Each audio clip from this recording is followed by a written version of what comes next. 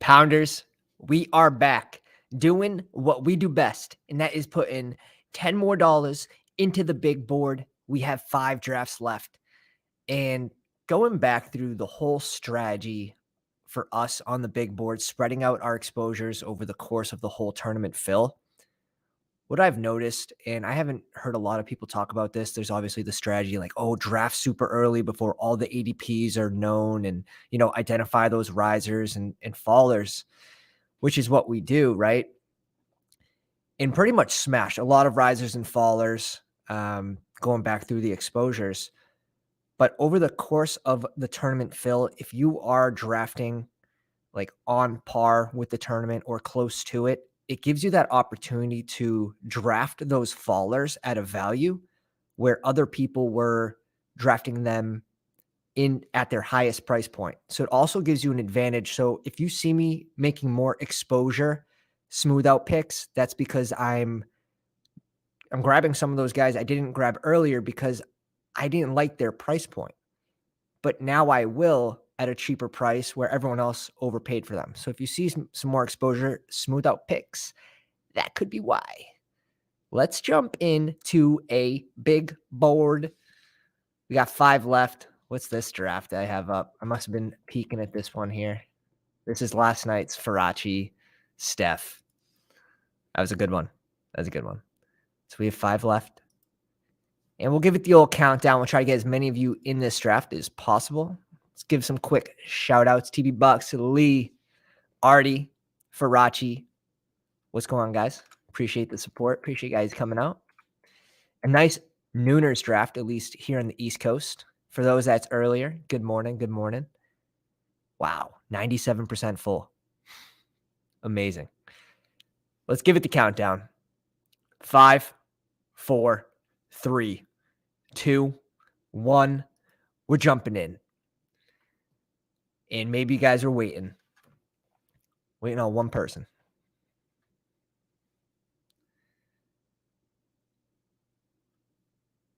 We're in the 2 spot right next to Farachi in the live chat. Batch 9, what's up? Try again, chump. Bez G, Dave, Josh. We got a few pounders in this one.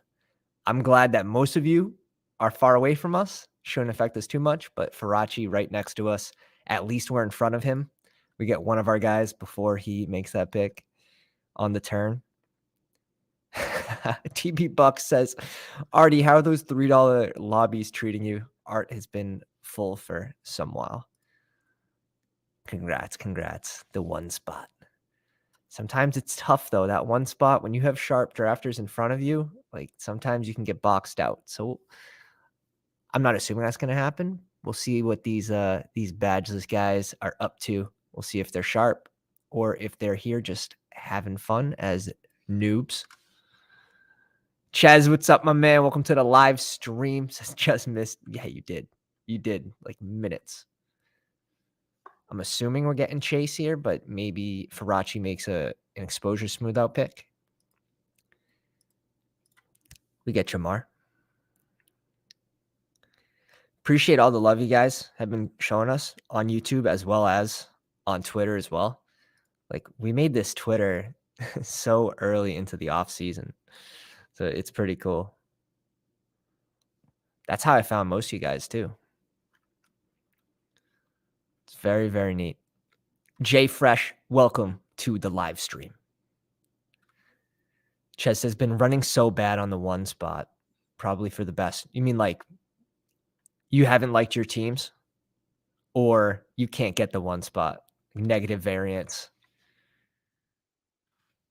See Hill go here at 5. Fine with that. Cooper Cup, Hill, Kelsey. Is Hill's ADP finally above Kelsey? 5.2. 5.7. Yeah, so it's been for a little bit. We were drafting that way since the beginning. Just this Kelsey, even at 6, seems rich. See Devontae Adams go here at 7. It's definitely different. I saw a draft. I forget who sent it to us on Twitter, but they picked Devontae Adams at 3, right? I'm like, oh, shit. Like, honestly, can that be sharp if someone goes Devontae Adams at 3? Obviously, it's negative EV over the long course of the drafts, but Devontae Adams at 3, he's never falling to 22, so it would allow you to get different. But then their second pick was Derrick Henry, so I'm like, nah, this guy's not sharp. This guy's not sharp. But finding those people, pulling them into new spots where they can't fall to is very interesting. It's very interesting. And that's for the people that are trying to get different. You're doing more than just 30 or 40 drafts. These are for the big bankroll or the heavy risk management people that can kind of take on more risk. Let's spread this out so we can get the 12 spot there. There we go. So another example of that, well, first off, you have to know their ADP, and you have to make sure that they haven't fallen in that position before. Because if you're reaching on them, you don't want them to have that potential of going a full round later. So another example of that would be Jalen Waddle. Pulling him to the 12 or 13 spot, you can get different that way because he's never falling to 36. He's never falling to 35, even 34. So that's another way to get different here. Just small, interesting things. Art says, I got the 1 spot 7 times in 150 drafts. Well, let's do the math. 7 divided by 150 is 4.5%. All right, you got screwed. Honestly, the 1 spot's kind of overrated. I would prefer Tyreek at 5. Now, early in the tournament, you were getting Tyreek at 7 consistently. But Tyreek at 5, A.J. Brown used to get him around 10 or 11 consistently. That was awesome. I don't like 6 or 7. All right. We have Josh Allen falling to 23. We'll just scoop him here. And this is exactly a pick that I'm talking about where Josh Allen used to go before all these receivers. Josh Allen, Jalen Hurts, Patrick Mahomes. We were like, we are never drafting these 3 QBs in this tournament. So we avoided them early. And now that they fall to the back end, we have that slight advantage of now picking those QBs just at an ADP advantage versus all those teams that drafted early, 150 drafts as fast as possible. You were either paying up for them or, you were avoiding them. So I think that is a small advantage of spreading your tournaments over the course of the whole life of the tournament versus just rushing them.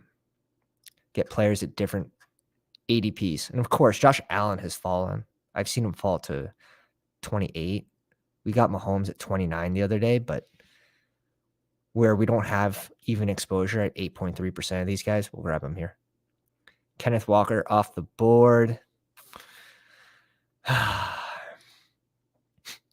D-Hop to Buffalo? Let's see. Let's try it. D-Hop is another player that you can pull to this 26 spot because he's never falling to 47. He's never falling to 46. So he is another person that you can get different with, pulling him to this 1, 2, or 3 draft position. His ADP has been very consistent over the course of the whole tournament. But not only that, he has the upside of an amazing landing spot. So this tournament's going to fill before this can even happen. If he does land in Buffalo, if he does land in KC, where are we putting D-Hop? I mean, you have to be in this range, right? In the Devonta Smith, AJ Brown, you have T. Higgins and Chase. He has to be in this range.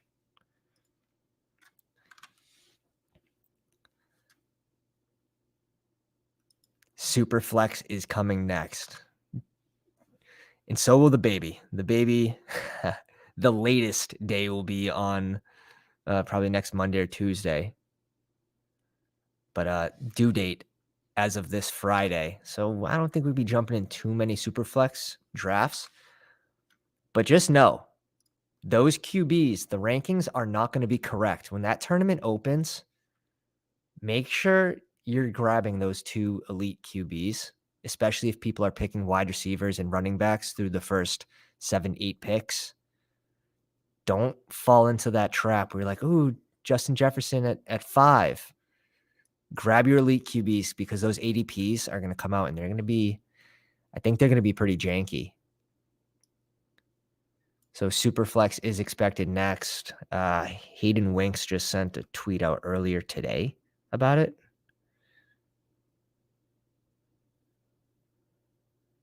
So yeah, just sort of like the rookies and sophomore drafts. If you guys did any of those, how the QBs were completely misranked.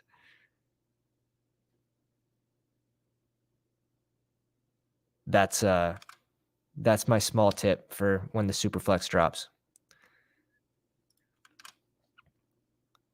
Burrow at 38, followed by Fields. Oh my God. Okay. I think Muggy might be going rogue here. 0 wide receivers through 4 rounds, 2 elite QBs, which is going to make our Josh Allen pick even better for this specific draft, at least. We got Dave going 4 strong wide receivers. Bully. Being a bully on that side of the board. Najee at 41, standard. The Hawk. We'll see if Minnesota drafts one of the top 3 wide receivers. If they do, does this hurt Hawkins? It has to hurt him a little bit because he's the second favorite target on the team right now behind Justin Jefferson. Now they lose Thielen, which I don't think is really a big deal, to be honest. Now, if we're talking about 3 years ago, Adam Thielen, sure. But we saw him regress a lot last year. So we'll see. If Minnesota drafts a wide receiver, I think Hawkinson should be going probably closer to Kyle Pitts, in my opinion. Jerry Jeudy drops to us. As long as he's not a Patriot next season, I like him in this spot. He fell a few picks. And, I mean, his ADP used to be in the 50s at the start of this tournament. But we'll bring him on board here. There's no running backs that we really want to reach for in this range.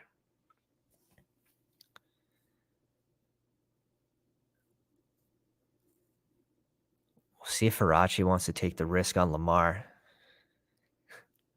The risk. All right, C-Watt. Interesting. If he didn't pick C-Watt, we were definitely going C-Watt. So that's a nice pick.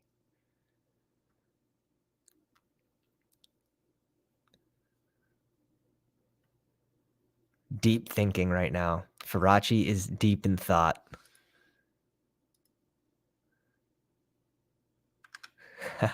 TB Bucks, I just saw your message on Twitter. Reaches up, goes and gets JMO. I'm almost tempted to go tight end here.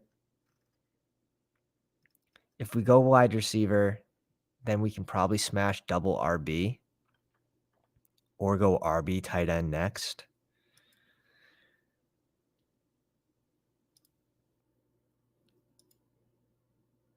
Yeah, we'll grab Terry here. We'll grab Terry. Tomato, tomato. 71, 74. There are a lot of like great running backs and tight ends that fall in these next 4 picks. So let's grab, I think there's a tier fall off after Tyler Lockett. You could argue Brandon Ayuk and Marquise Brown are in that. After Marquise Brown, though, I have some favorites out of here, like Burks and Jahan Dotson, but I think there's a fall off.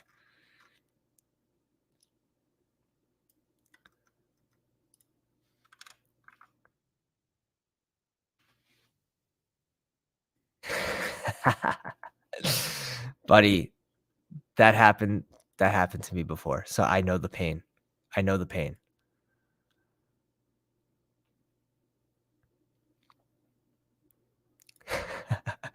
How much Trey Lance do you have? I'm assuming this is a Trey Lance comment right here.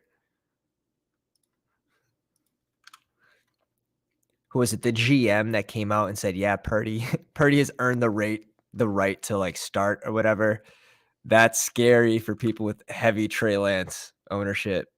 Not to mention Brock Purdy going near 200. 230.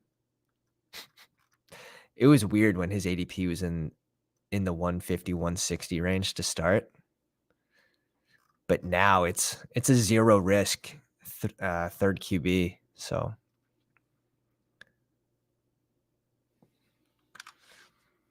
we see Kittle go off the board at 57. That's beautiful for Dave. Especially where he can't really grab an elite QB at this point. To bring in an elite tight end, I think helps this roster. Especially after we see Mark Andrews and Kelsey go to batch 9. 2 elite QBs for this team as well. Again, going to boost our Josh Allen pick. Maybe if I wasn't so busy talking, maybe I do go Kittle here after seeing that he goes double elite tight end. That could have been the tiebreaker for sure. Ben's got 6% and 5% of Trey and Brock Purdy. Love that. Love that. They also bring in Sam Darnold.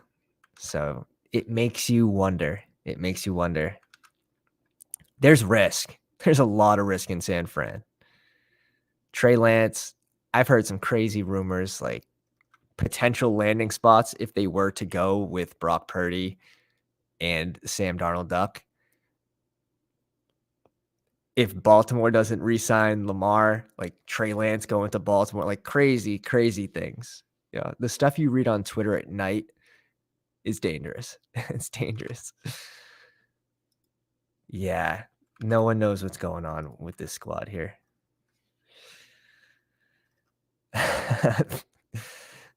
Getting the first receiver in the 6th round is not awesome.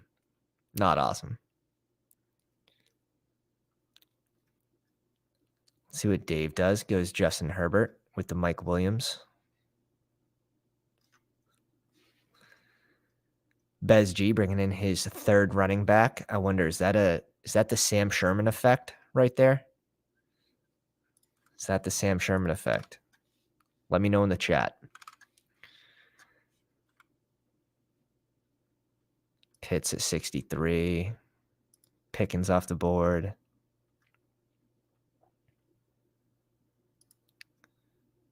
I like Pickens for this squad specifically over Deontay Johnson. Deontay Johnson being the floor guy, in my opinion. Interesting. Do I make an exposure smooth out pick here? Man, I don't love Miles Sanders. I'm going to go Pacheco here. I'm Pacheco. Dameon Pierce. Don't have a lot of Dameon Pierce. I'd rather Dobbins. Let's see the exposure on Dameon Pierce. We basically, you need him to survive the NFL draft. That take is strongly based on, do you think Dameon Pierce is going to survive the NFL draft? And I think there's a risk. Who's Sam Sherman? On Twitter, I think he's with Spike Week or Splash Play or Ship Chasing, one of those. I get them all mixed up. I feel like Overzet's just on one of them every single week. So Dameon Pierce. I like the Treylon Burks pick. He goes Sanders. I think we do another exposure smooth out pick with Joe Mixon. Obviously, there's some unknown with his scenario. But if he were to return to Cincy, wouldn't he be going, and I'm being mean, around 48? So let's bring in Joe Mixon here. And now let me check my exposures because I know it's low to Mixon. And yeah, it's 4%. So I'm fine with that. And Pierce is at 1%. So I don't mind grabbing these guys Pierce should probably be around 3%, 4%. I wonder, who's my go-to in this range? Definitely Treylon Burks. I have a ton of Treylon Burks. 19%. J.K. Dobbins for sure.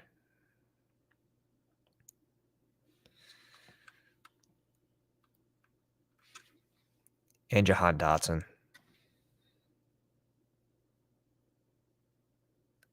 Dotson at 17%. So that makes sense. Why are you off Miles Sanders? I'm not necessarily off him. It's just his ADP's risen a good amount. So I'm just comfortable with the amount of exposure that I have to him at his old ADP, where he used to go in the 90s. And I don't think Carolina is necessarily the best landing spot for Miles Sanders. We did see Carolina use a three-headed back last year. So we'll see how many times he can fall into the end zone is going to heavily weigh on ADP, whether he pays off or not. Would I rather Miles Sanders? Where'd he go in this draft? At 73. Excuse me. Or would you rather Cam Akers a full round later? I would argue I'd probably rather Cam Akers or Khalil Herbert, Zach Charbonnet, James Conner, maybe even A.J. Dillon, I'd argue. But we see the 12 spot scooping up 4 RBs in a row, going 5 running backs, 3 receivers. So we do have another donator in the chat. Appreciate you.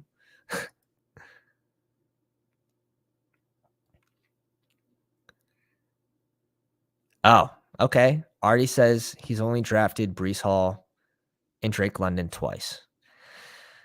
Now, I'm not high on Drake London. He is the thummy today. I just think it's funny how everyone sort of cooled off of him on the Twitter machine. You're not getting those same posts because it's becoming more and more of a reality that Desmond Ridder is likely going to be the QB this season. Now, there's still a lot to happen, and I don't think you can rule out Lamar Jackson yet in Atlanta. But that being said, it's looking like Desmond Ridder's the QB. And if he's the QB and he's being drafted basically last of all starting QBs in the league, shouldn't you be a little lower on the pass catcher? And the answer is yes, you should be, because those two things correlate. Give us the rookie here. Yes, sir. Give us the rookie here in Zay Flowers.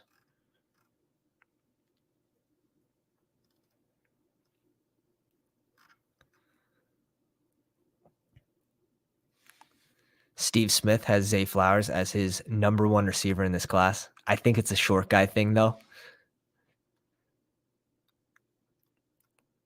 I think it's a short guy thing.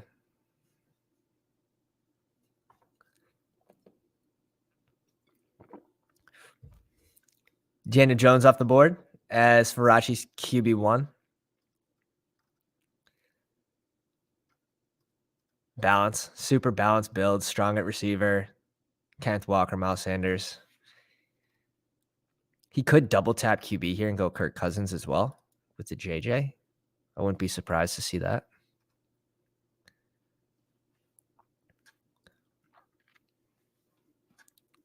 Goes Cook. We thought we could have got it past him. Let's bring in Khalil Herbert. Honestly, when they bring in Donta Foreman to Chicago, it's not a bad thing. It's really not a bad thing. It's sort of like for Ramondre Stevenson, when you bring in James Robinson to the Pats, that's a good thing for Stevenson.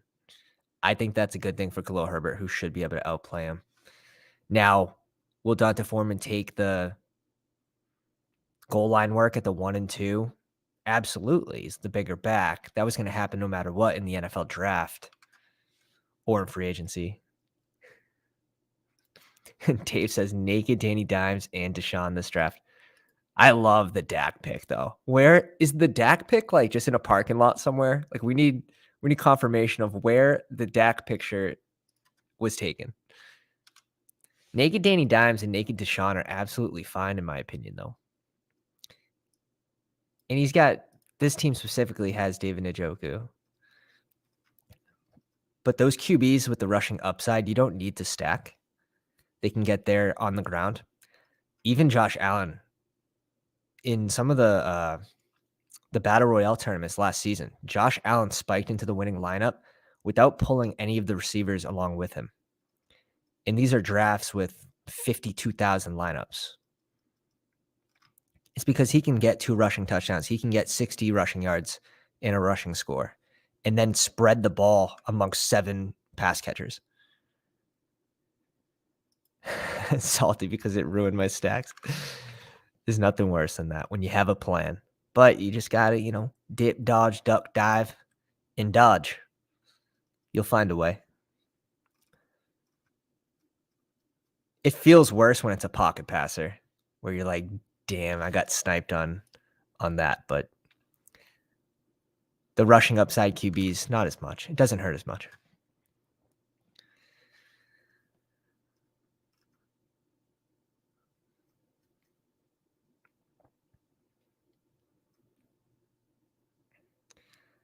This is a mistake we made with Tua last year. His receivers ADP were so high. Exactly. And I went back through and looked at points per game for QBs. This was like either today or at night. Tua was ranked QB 9 or 10 for points per game basis. And remember, he didn't miss, but he left a few games early, which negatively hurts that stat as well for points per game. So really, where could it have been? Could he have been 6 or 7? I believe so. He was knocked out of some of those games pretty early. So if he can stay healthy, I love Tua. And I'm going to like him a little more in the cash games where the value is. But I do like Tua where he's going, for sure. If he can stay healthy, look where we're drafting his pass catchers. That should pull him up the board. And if he can stay healthy, you would likely be drafting him around Justin Herbert. We're up in 5 picks.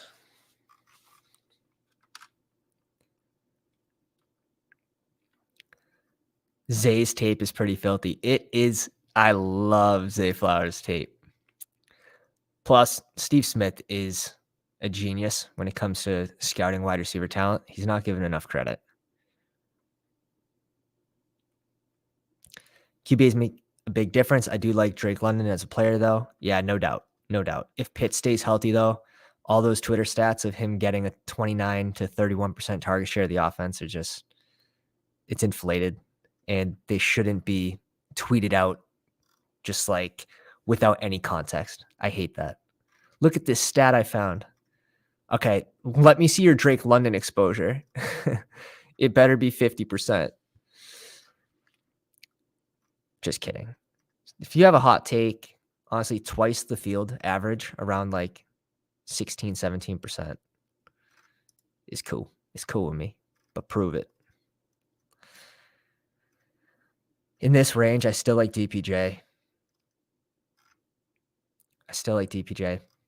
Maybe if we didn't go Zay Flowers, we would go Jalen Hyatt instead. But I don't feel like bringing in back-to-back rookies here is the play.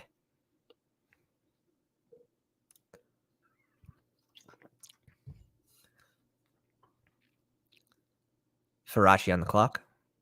We have a very similar start, 135 or 136.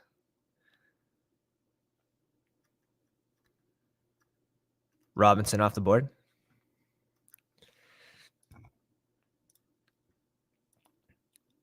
TB Buck says he's at 11% London. Now, when I say like, I don't think London's going to pay out, that's value-wise. Like that's sort of cash game thinking. He still has high upside on a game-to-game basis. That's why you're not going to want, or at least personally, I'm not going to want to fully fade Drake London. I'm sitting at 4%. All right, so he does let us get the stack with Dawson Knox. I'm sitting at 4% London because in these tournaments, even if you think their value is bad, if they have that spike potential, can they have a better week than other players going in that range, right? Can Drake London outscore Kirk, Pittman, Judy, Watson on a week-to-week basis? Can it happen week 17? Yes, it can. Now, if I thought, he was going to outscore these guys and he was going to help us, move forward more lineups, I would draft him more often. But I think it's going to be run heavy again. Returning OC, all the signs are kind of pointing that way. We'll see if they get young again at running back in the draft. That's why CPAT is falling so far. You have a 32-year-old RB, and that's sort of the risk of drafting Tyler Algier. So the NFL draft's going to change a lot of things. We're about a month away, right? April 27th. Damn, we're almost there. That's wild. And they're going to have another tournament start. Let's go. But guys, if you haven't already, drop a like on the live stream. If we get to 20 likes, we're going to do another draft after this one. 20 likes is the set number. And of course, if you haven't already, drop a sub. What are you doing? Hit the bell for notifications so you can get in these live drafts with us, with the other sickos in the chat. Out of my mind, you are a sicko just like us. Artie says, if Lamar ends up in Atlanta, I'm just seeing this. You'll be kicking yourself. Yeah, I mean, I drafted around that narrative for sure because the what if.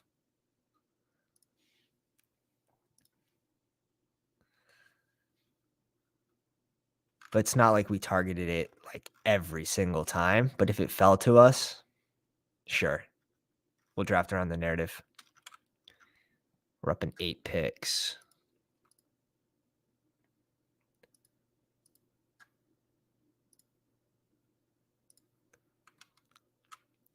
See Elijah Mitchell go at 135.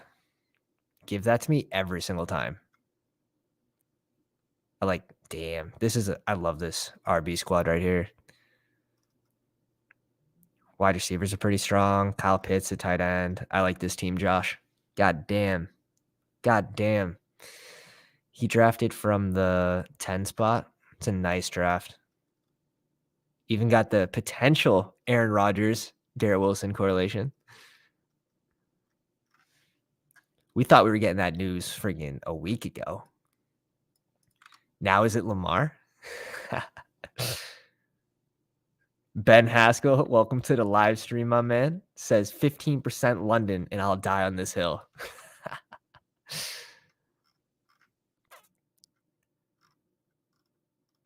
Where do we want to go with this next pick? These next 2 picks, I should say.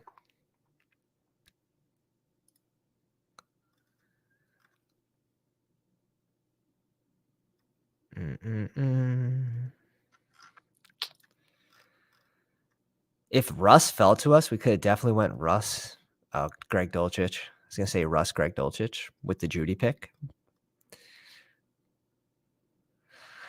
Kyler, I think, is good to pair with Josh Allen just because Josh Allen can carry you until Kyler is healthy.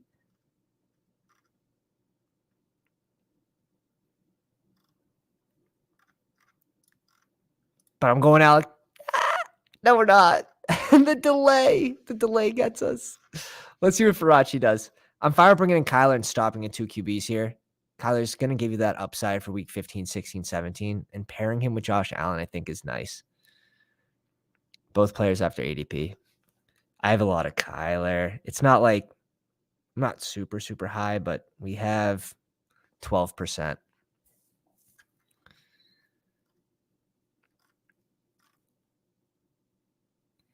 Pierce, Joe Mixon, Herbert.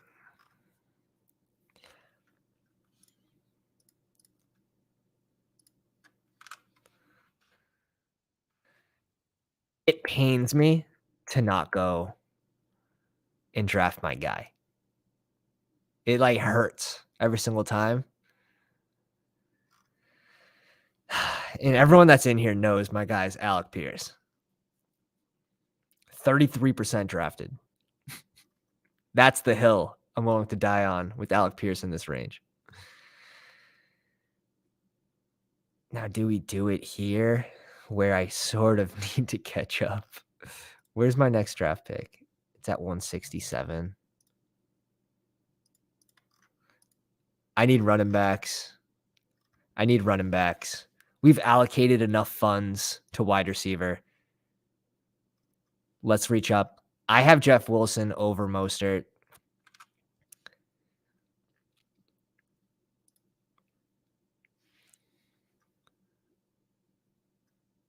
Artie says I'm too stubborn for my own good. Just can't bring myself to click someone sometimes. Yeah. When it's in a range of players, you have to tell yourself, like, can this guy outscore the other player on a single week basis? Because week 17, like, I have 33% Alec Pierce. If he has a bad week 17, I mean, that's the only week you care about in tournaments. So if Romeo Dobbs, who goes in the same range, has a 30-point week or even a 25-point week, that's not good. That's not good for you. You should have spread your exposures more. Is there a chance Romeo Dobbs outscores Alec Pierce on a single week basis? Sure. But it's not only just that. You want that player to have a high spike potential as well, right? So tournaments are a different way of thinking. We see MVS go at 152, Pierce go at 152, 153 and 152, DJ Chark. News came out yesterday. He underwent ankle surgery. He's got some time to recover, but that's never great. Like, what were we waiting for to get ankle surgery in March? Season's been over for a while now for him. So are we back on the Terrace Marshall train after we get the news about DJ Chark's ankle surgery? I don't know if we're quite that far ahead. So we're stopping at 2 QBs here. We still need to catch up at RB. Our wide receivers are good, and this is going to be a 3 tight end squad for sure. Ritter isn't that guy, but if he is the guy this year, it's going to be pain for both Pitts and Drake London. But at least Pitts, he doesn't have to score as much at the onesie position to make his draft capital worth it. That's the risk with London, in my opinion. He's going in a range of spiky wide receivers. If Atlanta drafts Bijan, they're in a worse organization I could ever imagine. Yeah, they shouldn't. It wouldn't surprise me if Washington drafts Bijan at the 16 spot. Up who? Brian Robinson or Antonio Gibson?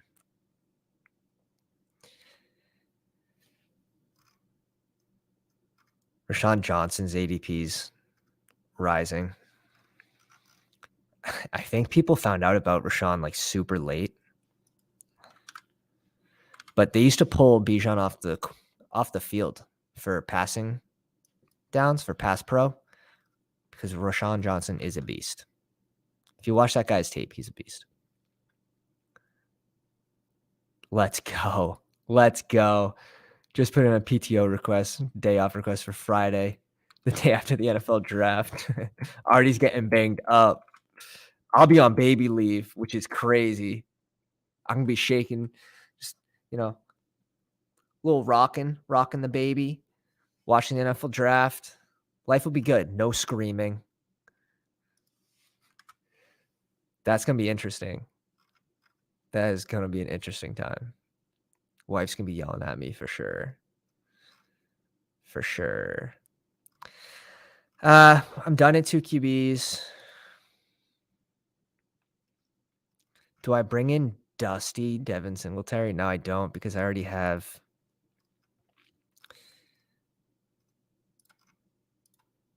I'm going to bring in Jaylen Warren here.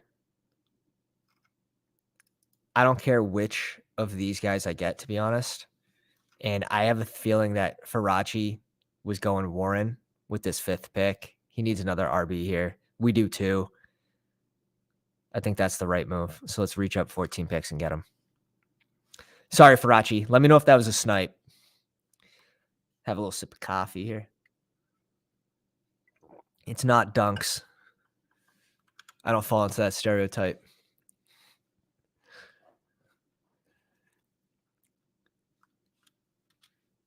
Faraci goes Singletary.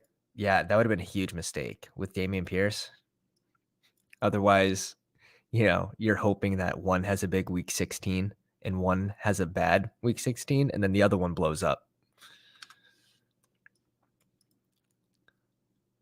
Still at 22%. Rashawn Johnson, nice. Nice. I love that because he was going super late too. So we still get Tyquan Thornton if we want him. And the answer is yes. The answer is yes. We do. We do. I think trading, like the trade-off between Juju and Jacoby Myers is positive for Tyquan.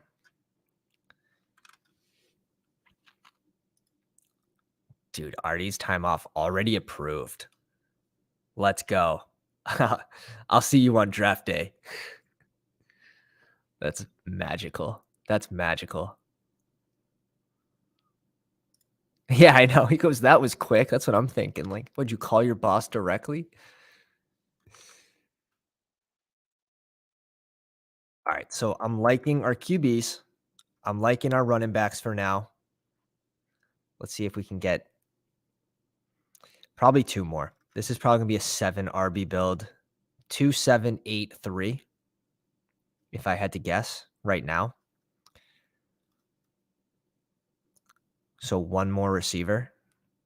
Chase, Hopkins, Jerry Jeudy. Obviously, Hopkins going to Buffalo with the Josh Allen stackaroo.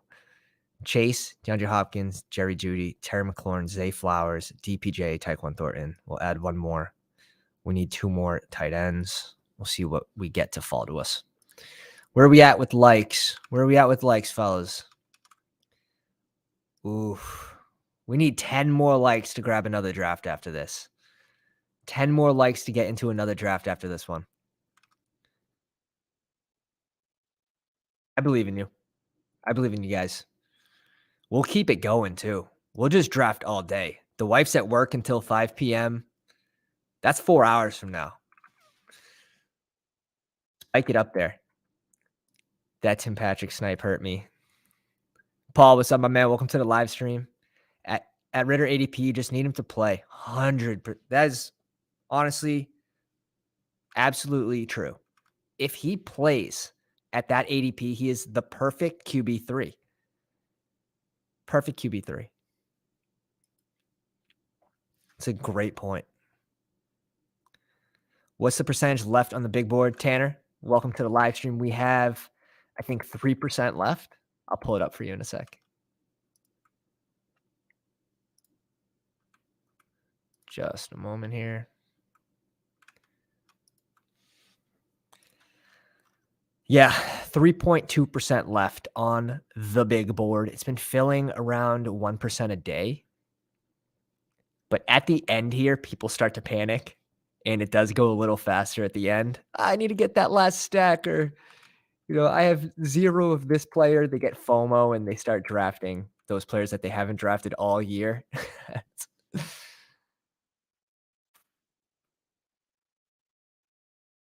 Wabi, what's up, my man? Welcome to the live stream. Says, good morning, fellas. Did I hear the wife is working right now? Ain't she about to pop? Dude, that girl's working to the end. She is a boss. She is a boss. She's been great, too. I really can't complain. She's been great. Especially because I have pregnant people at work to compare her to, and they are extra. They are extra. But who knows? Maybe they're extra at work, and then they go home, and they're angels to their husband. I don't know. I don't have the mathematics behind it, but she's been great. Hope they drop that super flex the next day. Artie's fingers are shaking. He's shaking right now. Artie, breaks are good. Breaks are good. I'm not walking on my treadmill as much anymore. That's awesome. Oh my god. We'll get some private drafts going too. So make sure you're following me over at Twitter at Fancy Dog Pound. I will send out some tweets for some private drafts as well for the Pounders.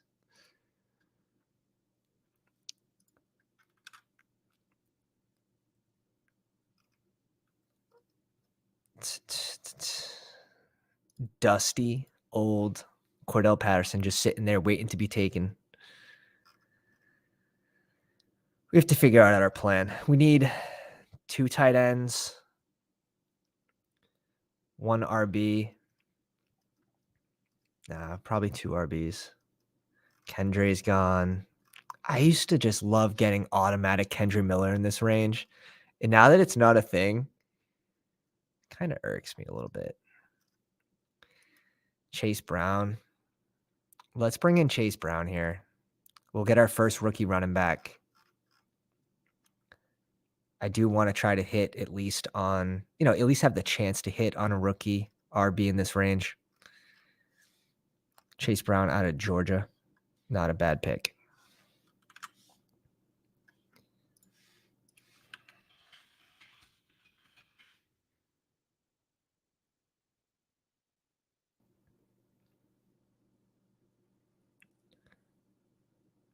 So Chase Brown, I mean, I'm looking at his combine right now, and it makes sense why people reach up and grab him.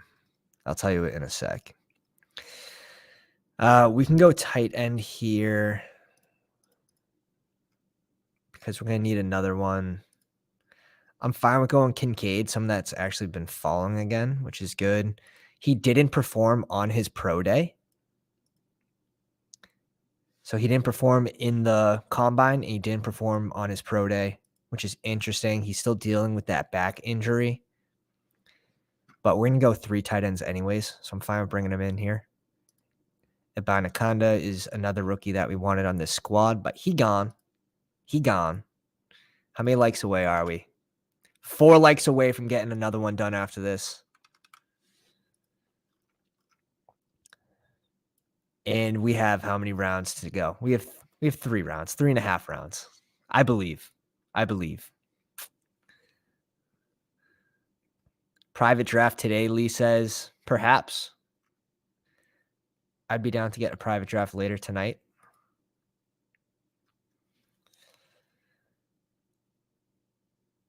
Still have to lose another 60 plus. You got it. You got it, Artie.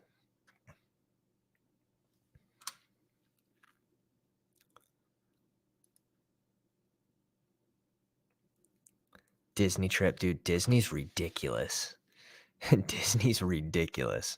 So Chase Brown, I'm reading it now for broad jump.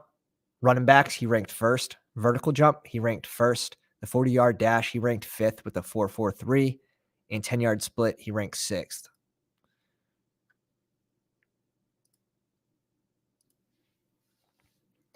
So he definitely showed up. He is a little on the smaller side, 5'9.5", but he's 210 pounds. Came in at 210, which is a decent weight.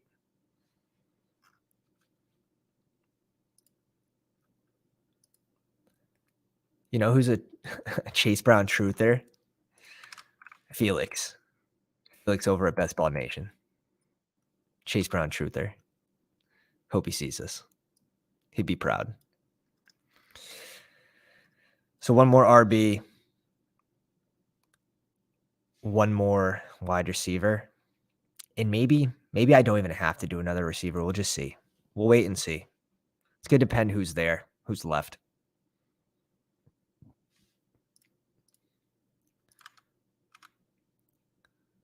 Four more likes to get another draft going after this one. 4 more.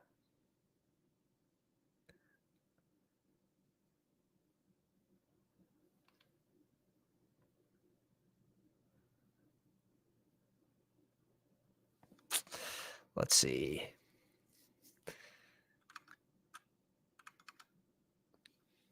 Dearness Johnson at 209. I like that pick. Damn. Was really hoping Dearness Johnson was going to make it back to us. In half-point PPR, he's the guy I want out of JaMychal Hasty and Johnson. He's just going to get the goal line work as the bigger back. Half point PPR. Touchdown upside's more important.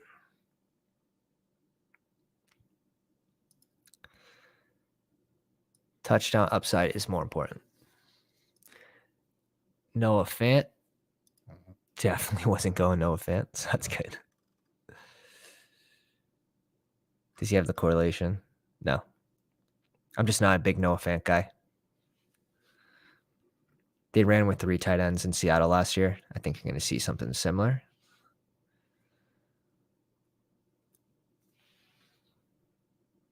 Conklin off the board. We'll go Jelani Woods here at 215.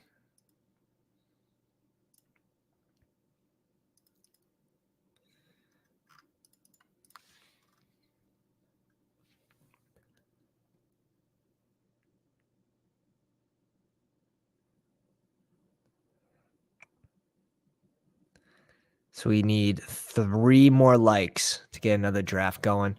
I'll go over everyone's lineup as well after this.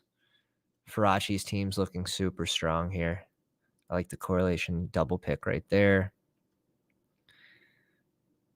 Brings in Dwayne McBride, who's a good prospect, didn't partake in the combine.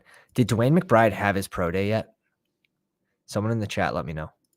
I think I'm just going to go CEH here. Bring in our last running back.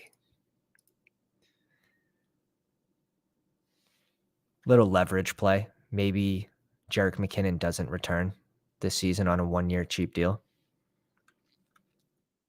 Maybe they trade away CEH to an RB needy team. TB Buck says took his family on a Disney cruise with his winnings last year. That's awesome. That's awesome. Pat, you better keep this stream going. We're 1 like away. We're going to get there. There's no doubt in my mind that we're doing more drafting today. The wife's away. The boys will play. Let's go. TB Buck says got nothing to do today. Oh, shit. All right, we're done at RB. This room is interesting. This room is interesting. Let's put it that way. We're going to be nice to ourselves today for now. Josh Allen, Kyler Murray, Chase Hopkins, Judy, Terry McLaurin. Like, wide receivers look good. Wide receivers look good. I probably could stop at 7 here. Knox, Kincaid, Jalen, Laney Woods. Could argue a 4th is needed.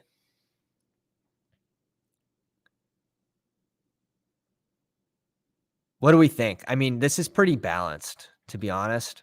Where could we use the last pick? And don't say QB. Don't say QB. I have 4 drafts left. I will be willing to finish it today. If we get the likes, I'm going to keep drafting. We're at 21, so we're definitely doing another one.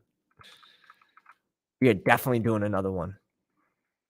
All right, Chandler, interesting leverage play. Now I assume if they don't bring Cook back, which I have a feeling they're going to bring Dalvin Cook back. If they didn't, I think they hit RB in the draft. But I don't mind it as a flyer pick. I just think Madison's going too soon. The Madison truthers got to chill with that. Really got to chill with it. You got to think of it from just like the Minnesota Vikings team perspective, the GM, the coach. What would that team do if they let Dalvin Cook go? Like Alexander Madison, yes, he looked great in little bits and pieces that we've seen of him, but they don't trust him to give him even a change of pace type workload. He plays when Dalvin Cook's hurt. I think Cook missed 2 to 4 games, 2021. That's why you're seeing this amount of carries. The fact that it went down is not a good thing. He's been on the team for how many years? 4? 5? It's not a good thing.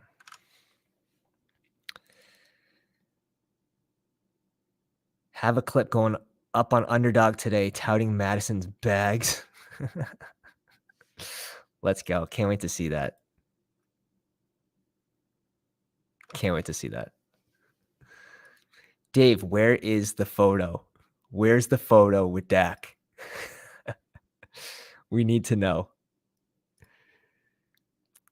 Which parking lot? Dave pissed yellow for a little bit here with Diggs, Jalen Waldo, Mari Cooper, Mike Williams. Then went Kittle, Justin Herbert, Darren Waller, which I like.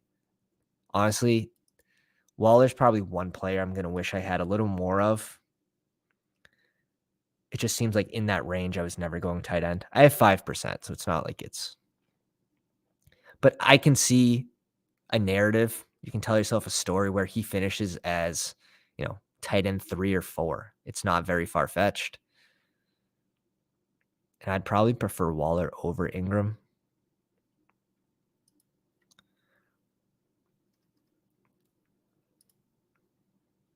Vapor, welcome to the live stream. Cleaning my gutters, can't stay but stop to say, hey, let's go. Appreciate you. Appreciate you hitting the like button.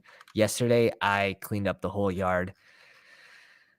Man, we had some storms. A lot of branches. And a tree down. That's a whole mix. Welcome to Mass. No QB. Who's left for tight ends? Not interested. I like Sam Laporta as a prospect, but not really interested in these running backs. Let's go Bryce Ford Wheaton here. Oh, there it is. Okay, we get him. We get him on the auto. And let's go over these teams before we start another draft. We are going to jump into another one because you guys popped off on the likes. Appreciate that. I'll save the story for on stream. Perfect. I love that, Dave. I love that. Can't wait. Need another RB over Shakir or Slayton. We'll take a peek at your squad. All right. Man, we have 5 left. Nope, we have 4 left. This is not refreshed. I was going to say. All right, let's pull it up.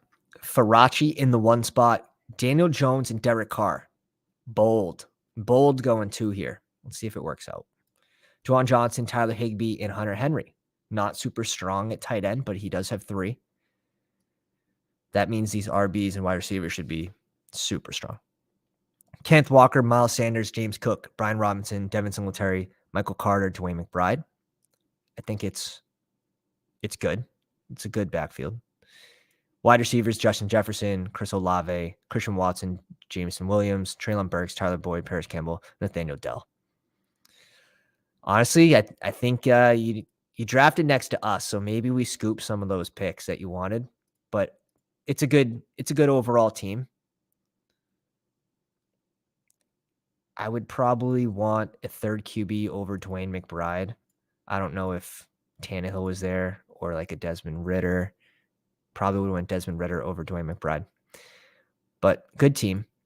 We have Josh Allen, Kyler Murray, Pierce, Joe Mixon, Khalil Herbert, Jeff Wilson, Jalen Warren, Chase Brown, CEH. Just a bunch of names basically at RB. Knox, Kincaid, Jelani Woods. I'd say below average at tight end for sure. Jamar Chase, DeAndre Hopkins, Jerry Jeudy, Terry McLaurin, Zay, DPJ, Tyquan Thornton, and Bryce Ford Wheaton had an absolute unreal combine.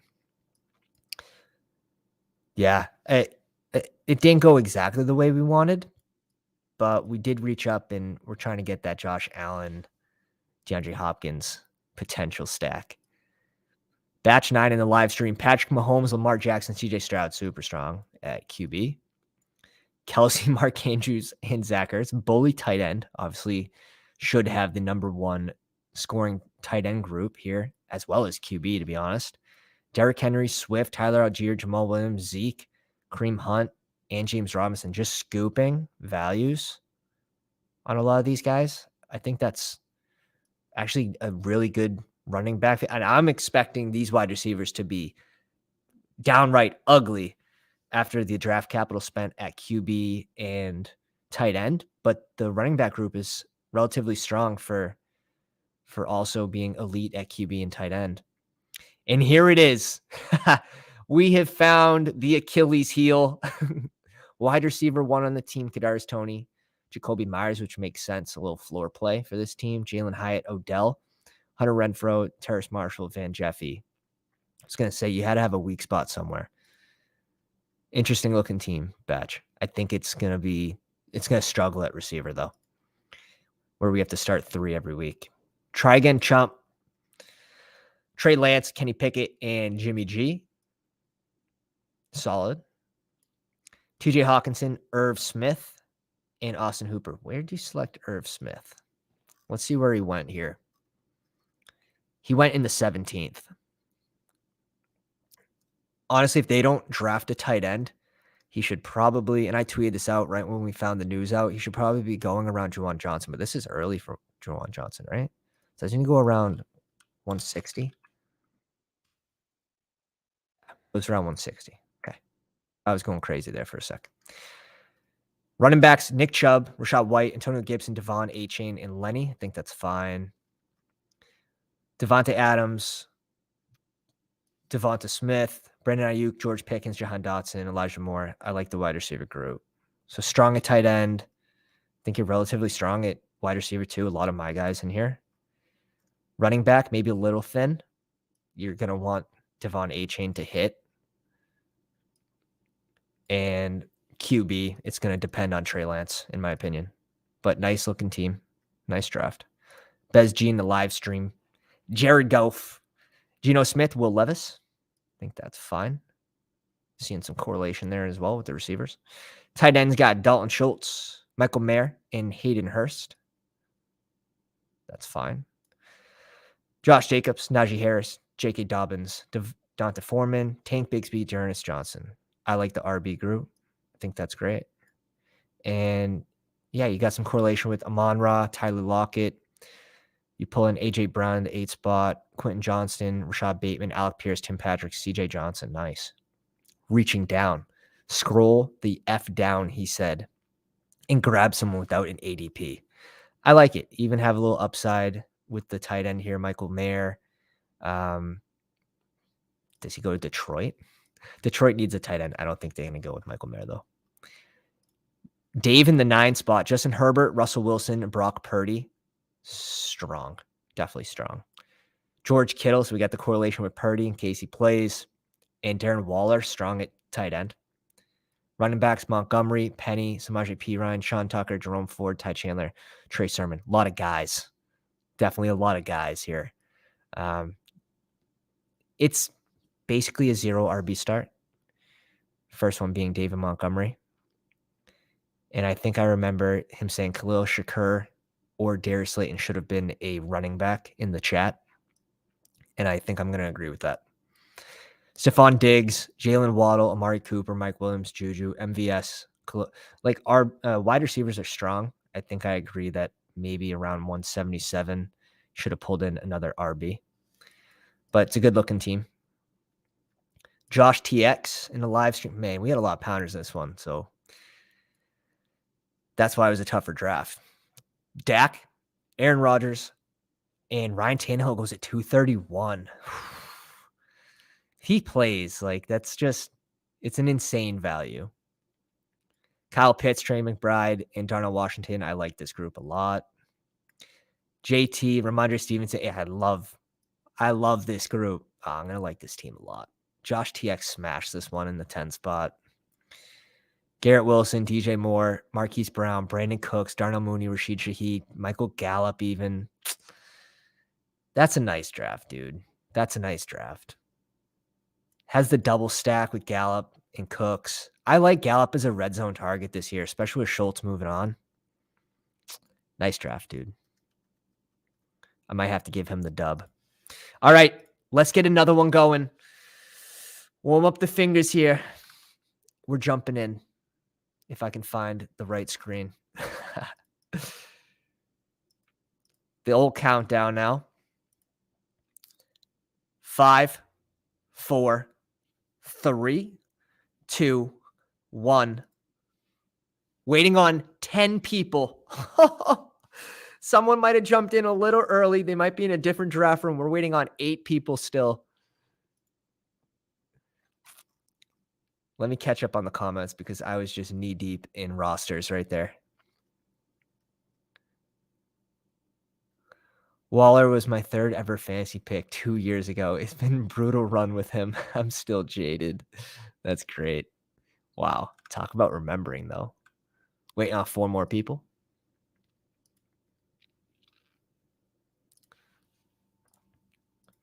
Waiting on 4 more people. Just got Trey Lance 60 spots after ADP, Chez says. Everyone has heard the news about the GM saying Brock Purdy deserves the right to start in that specific draft room. Oh my God. Yeah. At what point do we just say it's worth it? It's worth getting Trey Lance. And yeah, 60 picks after ADP. Nice. Nice. Farachi says, GG, gents. I wish I could have snagged Tannehill and K. Phillips. Ooh, that would have been nice.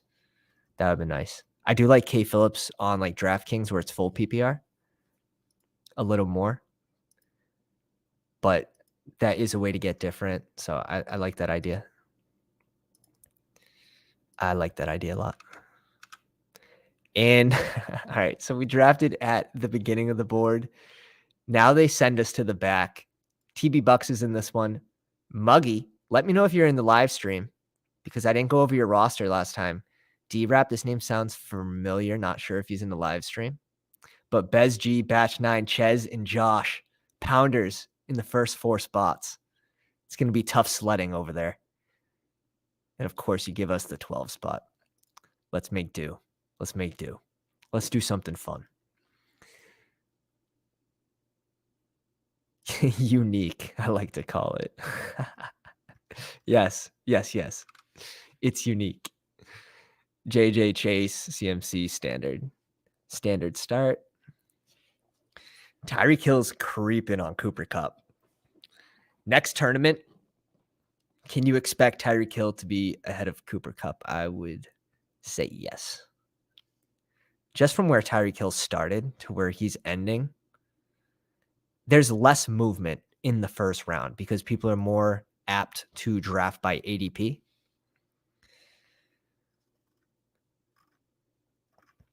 Drap. This name's familiar. Drap or D-Rap? Goes Cup at 5. What are we going to set the counter to? Let's set the like counter to 31 likes. 31 likes, and we'll get another one after this one as well. We'll do 3 today, if possible. And let's see if they leave us any skin on the bone here on the 12 spot.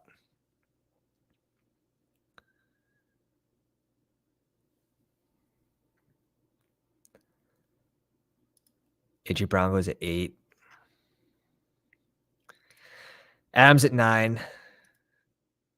Drew at the 10 spot. Instant pick CeeDee Lamb. Maybe not instant pick.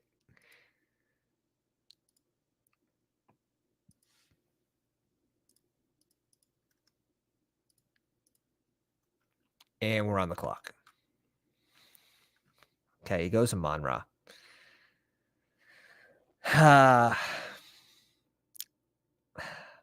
A different start, in my opinion. Let's just send it. Jalen Waddle, Josh Allen, interconference. No one's pulling Jalen Waddle to the 12 spot or 13. I've seen it once. So when I say no one, I have seen it, and it was a sharp drafter. And the reason why you can do this is because Jalen Waddle is never going to fall to 36.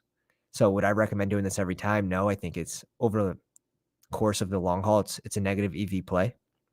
But interconference week 17, sort of telling a story here. Maybe it's Buffalo versus Miami. Maybe you get a shootout. Something different. Why not? We see Jalen Hurts go at 14 here. So we get back-to-back drafts with Josh Allen. That's strange. Let me check the exposure because it's not like I'm overly high on him. 7%. Been catching up as of late on the back end of the second round. But I think this is an interesting start where you do have the interconference matchup. And we'll definitely be able to get different in this 12 spot. Bijan goes at 17. Give me this draft spot. Mahomes at 18.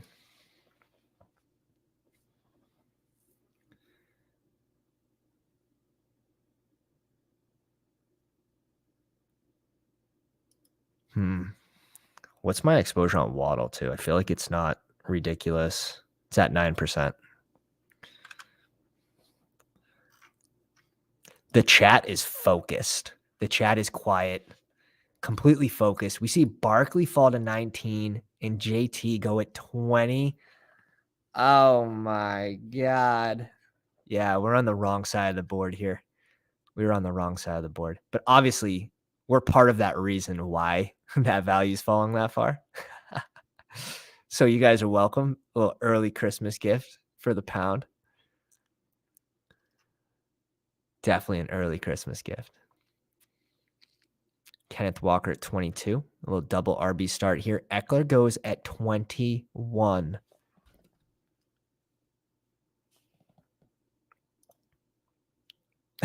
That's awesome. That's awesome. This draft was pissing yellow for a while. Paula goes at 25. Let's get some coffee in here. Try to do another draft after this one. Seth says, I went Kelsey Eckler start yesterday trying for that week 17 luck. Yeah, I love that. Yeah, this RB values. I mean, everyone's welcome, but I still do like my start. I wouldn't do it every time, but in the 12 spot, I think it's a cool way to get different. Travis Etienne going to the Eckler Tyreek Hill squad. Drap brings in Debo.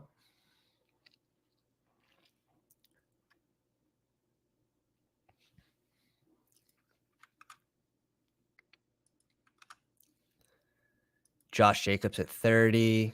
We're up in 5 picks. Let's just queue up a bunch of guys here.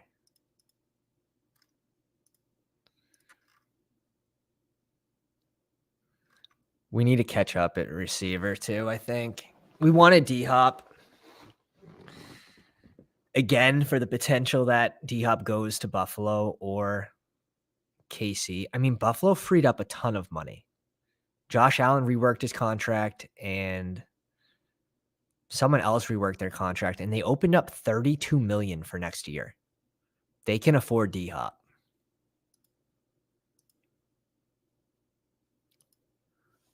Will they spend that money at wide receiver? I'm not convinced. All right. We were putting up a big front there. I wanted one of those running backs to fall to us. I am going to reach up and grab Najee because I think there's a tier fall off after Najee for sure. And being at the 12 spot, you sort of have to reach up and get your guys a little bit. So let's bring in Najee Harris here. And I'm going to bring in Calvin Ridley, I believe. Let me double check. Yeah, let's bring in Calvin Ridley.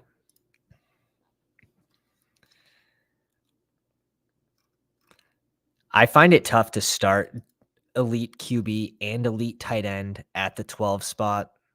You're really thinning yourself out at either receiver and running back. If I'm going to do that, I'd rather thin myself out at running back than receiver. You guys think of things that I would never. Always learning here. Love that, Art. Love that. Yeah, we flexing the brain on this one. The brain's hurting. Squeezed it a little too hard. And everyone has different risk management and different bankrolls and things that allow them to do different things. Now, if I'm doing 30 or 40 drafts, you would probably see us draft more basically off of ADP, going and getting our guys, going and getting our stacks. But where we're maxing this out, we can allow for a little leeway on the rules. We bend the rules a little bit. And you'll see us do that a lot in the battle royales.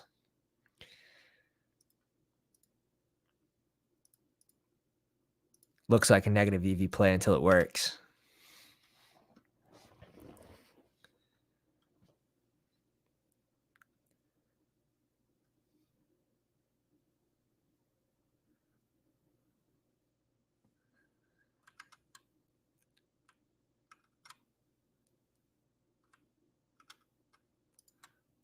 Hawkinson, 42. Let's pull this up here. DJ Moore, 39. Joe Burrow. Ooh. Do we have a naked Burrow in the chat?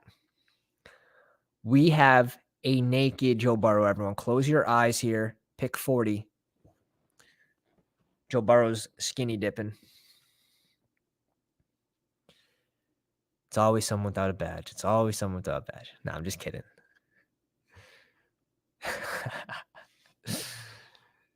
You pounders without the badges would never do that. Although, if he falls to a certain point, like, I'm not completely against it. I just think it's a running joke that's super, super funny in the chat here.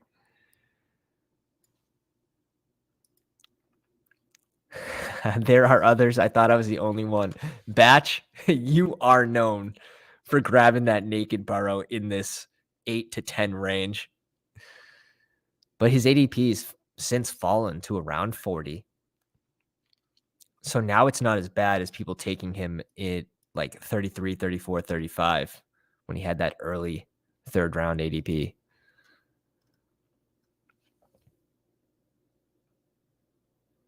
That was just kind of gross. Ches has thought about going Chase and T at the beginning, but knew Burrow would get sniped early. You were correct, sir. You were correct. I would like to see these QBs come off the board here. I would like to see these QBs come off the board, please. Lamar goes at 47, brings in C-Watt. I like this start as well. I think Ches has a really strong start. Josh, JJ, DK, Tony Pollard, Terry, Kittle. I think that's a good start as well. Batch, CMC, Kenneth Walker, T. Higgins, Christian Kirk, Mark Andrews. I mean, they're all strong starts. I do like that Mike Ray went 2 elite QBs. Again, that's going to boost up our Josh Allen pick. It's going to make it a little stronger in this specific draft room, as well as the people that have Mahomes, Lamar. So maybe that is why Ches went Lamar at 47, because he identified this, and that would be super smart.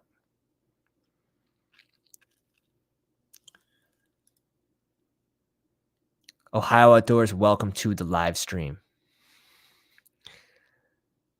I've done one draft where I got Chase, Higgins, and Burrow on the same team. Let's go. Flex. Full flex. You got the buys and tries out. Sam Grizzle. I like the name. Jazzy name. Goes Justin Herbert at 54. Not correlated yet.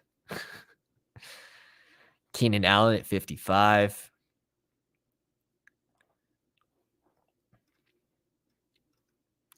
Makes sense. I do like the Mahomes and DeAndre Hopkins. Potential. Tyler Lockett. One of our guys. Everyone knows that. One of our guys. Wide receiver 13 last year, 16 games played, going off the board as wide receiver, like around 30 at this point.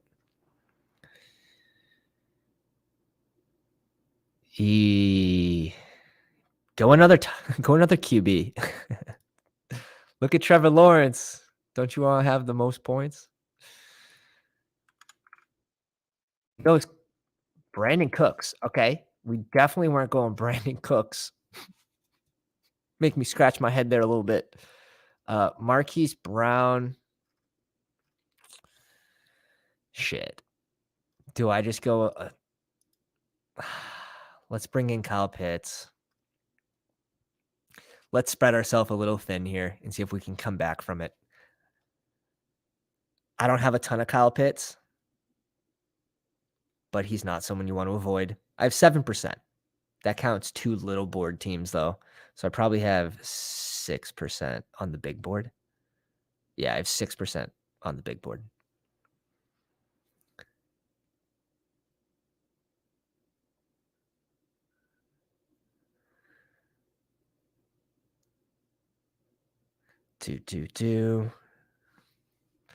Trevor Lawrence. He does. He does go Trevor Lawrence. Come on. He does. I was kidding. So, guys, so when I bring up the badge stuff and badgeless people, like, it doesn't mean anything when you have this 500 spot badge. If these all came from MLB drafts, you know what I mean? Or NBA drafts, or they might just be a fish and think that this is the most efficient thing. Or here's my theory. At the end of the draft, he looks at the projections and he goes to his girl. He goes, "You see these? You see these numbers? That 200K is mine. No one is even close to my 4,000 points." Max Payne.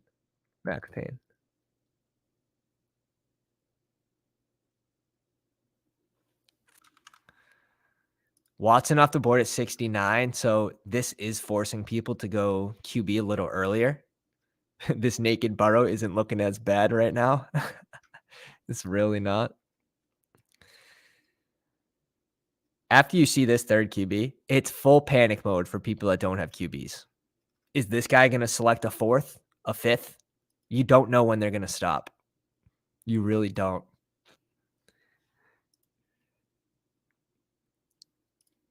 Okay, fair. Evan says, in my defense, naked Burrow was never before pick 40. It was when he was falling. You are correct. Artie says, I didn't know the little board was only 2 entries and completely wasted my first entry. Yeah, please send me that on Twitter. I want to see that first entry. Let me actually peek my first. I did those so early. I think I have at least one interesting squad. Yeah, we have Damian Harris at 167. You have to love that. Tyquan Thornton at 191. Tim Patrick at 194. Hunter Henry in the 20th round. That one's good. Let's peek the second little board team.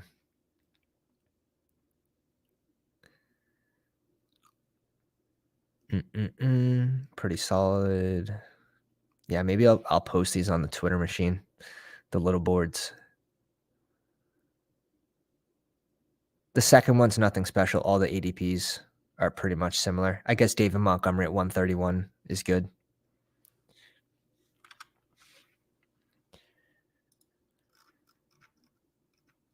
We need receiver value, please. Please leave me all the receivers on the board. Oh, man. It's an ugly range to need a receiver. We might not be able to go to be honest.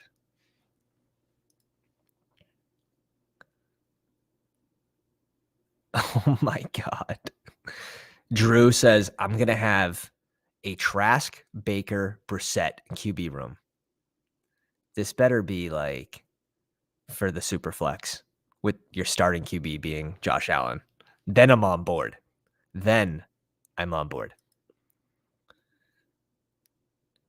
The drafters contest will be bumping tonight after this is maxed. I'm not on drafters yet. I do preface it with yet.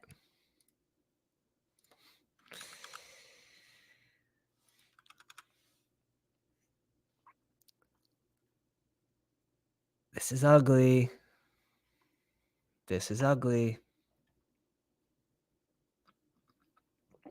David Montgomery off the board. This guy could do anything. This guy is just fully rogue at this point. He does bring in his first running back, 26 picks before ADP. This dude has an enormous sized brain. No one in this room can compute these moves because our brains are just too small. Yes. Bateman's a yes. The second person, I have to think about it. If we go Waller, we're done. Gabe Davis got selected at 80. I'm actually happy. I'm happy that happened.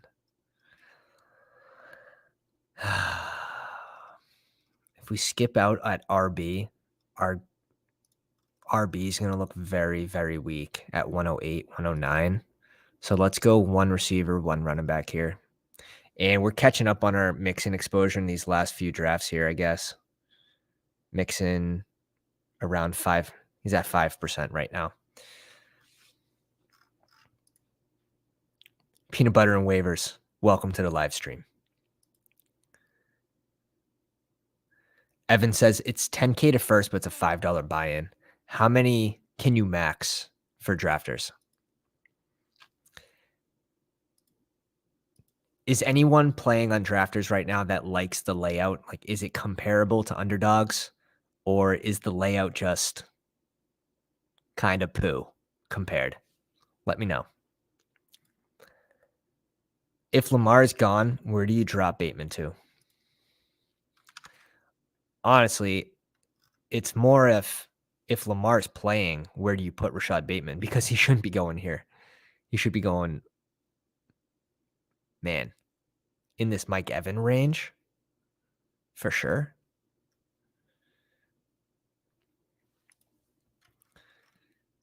I'm fine with Bateman. You know, if you want to select Cortland Sutton before Bateman, like, fine, go ahead. But if you look at this range that he goes in, like, you have rookies, you have Sutton, you have Michael Thomas. You know what I mean? Like, he's already going in a great range, whether Lamar's there or not.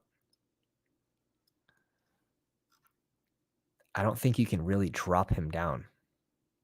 It's the wide receiver 1 on the team.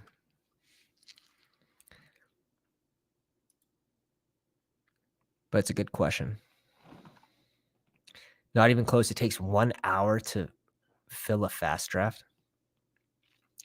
Yikes. Okay. So it's better than DK, which isn't hard. I think their best ball layout is brutal. Like, at one point last year, it's like, you're winning $2,200. I'm like, wow, for a $10 lineup, that's pretty good. And then the next week, it's just how much your entry is worth if you move on that week. And that just kind of messed with me. I don't like how you can't see, like, the payouts and all that beforehand. The DraftKings, they definitely need to work on it. And I think they are. They are trying to improve it, and you can expect them to make it better and better every year. Yeah, that slant he took to the house last year looked good. We had the Lamar, Mark Andrews, Bateman stack for our big dog 250, along with Trevor Lawrence, Kirk, and I wanted Zay Jones, but he got taken that round. We ended up getting Marvin. We also got Chase at the 7 spot in that 250 draft, but Chase went down for a couple games. Bateman out for the season. We still finished. We still advanced in that one, but then got knocked out in the first round, week 15. Definitely going to take a couple more shots on those 250s this year. Zay Flowers at 95. I think I would rather Zay Flowers. Just give me the rookie that goes the latest in drafts. And now Quentin Johnson and Addison are finally going closer to Zay Flowers.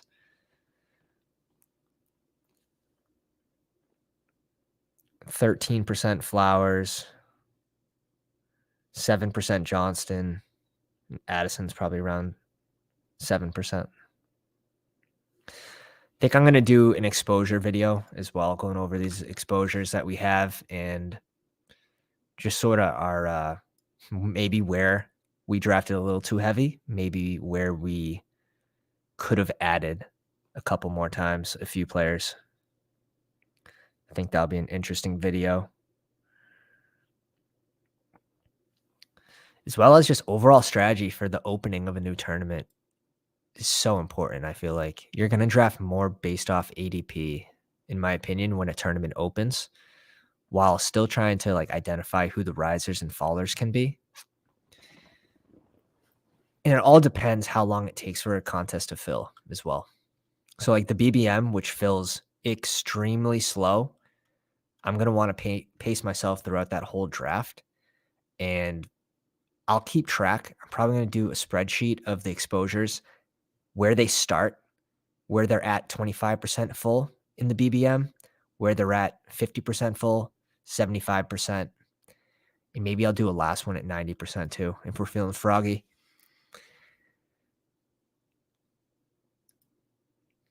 Yeah, if Zay Flowers lands on a high octane offense like the Vikes, then wheels up.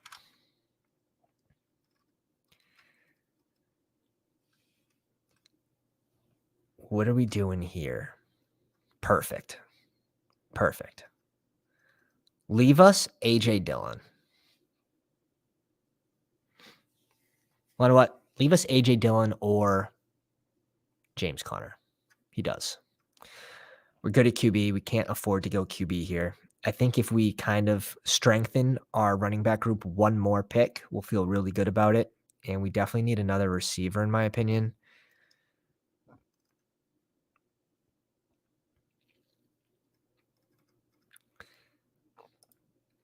I've been trying to get a little more AJ Dillon near the back end of this draft. I have a ton of James Conner.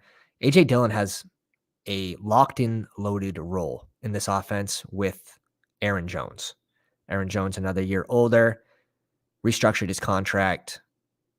I think we see, like, AJ Dillon, if he performs the way he did last year, like, this ADP is fine. I think they'll run the ball more with Aaron Rodgers out. Michael Thomas, I don't have a ton of them. I really don't. Let's bring in MT here. I think this is a fine spot to pick MT. Before KJ Osborne, who at best is the third favorite target on this team between JJ, TJ Hawkinson. And if they draft a receiver, where do you put KJ Osborne? You know what I mean? Like, his ADP is likely going a little too soon. Now, I think his role might be safe where he's like that deep shot guy, 60 catches, 650 yards. He could regress back down to this, but again, the touchdown upside keeps him in this range and he has that spike potential, but probably going a little too soon. Probably like to see him like that's the thing. This year, receivers are all being pulled up the board. So it's a relative with where other players are going. And we get Michael Thomas 10 picks after ADP. I'm fine with that.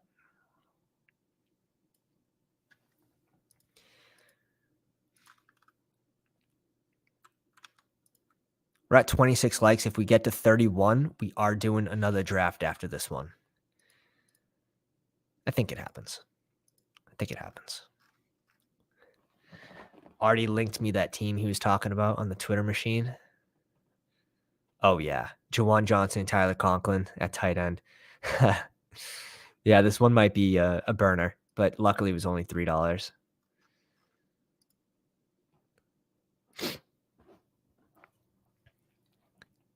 Hey, Paulie, how we doing? How many drafts we got left? After this one, 4 drafts. I'm going to see if we can get a special guest for the last team that we draft. I mean, obviously, if the baby doesn't come, maybe the baby will be the special guest in the hospital room. As many as the likes guide us to, my friend. Let them come. We'll draft all damn day. I wish I could. See a run at wide receiver. Damian Harris at 122. I agree. Damian Harris before Madison, before Kenneth Gainwell. I agree. Yeah, Paulie, we're close to 150, my man. We'll be doing some private drafts, though.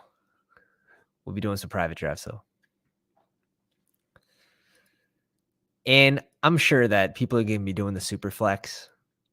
I won't be able to stream as much, obviously, with the newborn. But we'll make some surprise appearances. Superflex, you're just going to have that early advantage. The people that get in there right away and get the value at QB, those are the teams that are going to likely win it. So if I have a tip for you, if you're doing the super flexes, get in them early, and you're probably going to want to run 2 or 3 at a time.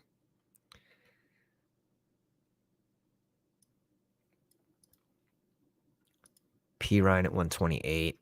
And those are the drafts I'd honestly do, the overnight drafts at like 2, 3 a.m.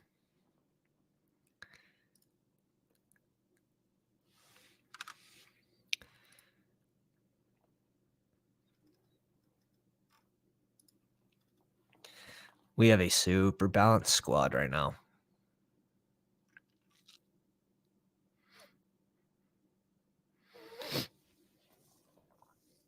Gainwell at 129. Oh, thank God. He goes Tyler Boyd. Let us get Elijah Mitchell here. I feel a lot better about my team with Elijah Mitchell. And I guess we bring in Knox. I'm fine with skipping this wide receiver tier. Let's go Elijah Mitchell, and let's bring in Dawson Knox with the correlation with Josh Allen. I think that's nice. Put this team in a goddamn museum.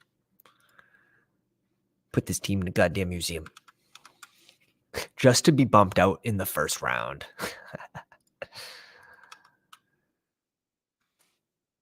Beanland goes at 134. Wild card. This guy's got to change his name to Wild Card. 3 elite QBs. I mean, like, he's at least shaping it now, but man, too much draft capital at QB.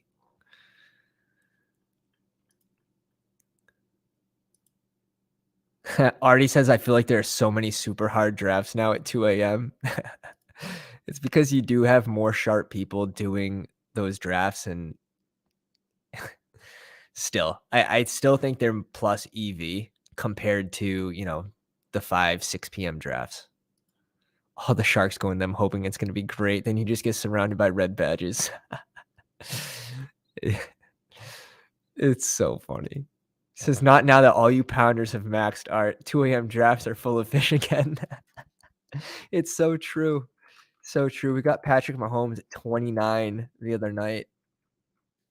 Maybe I'm the fish for taking him at 29. I don't know. That's funny. It's true that there was a point where I was joining a 2 a.m. draft and there was 4 or 5 pounders in it. I'm like, what is happening, guys? Go to bed. Go to bed.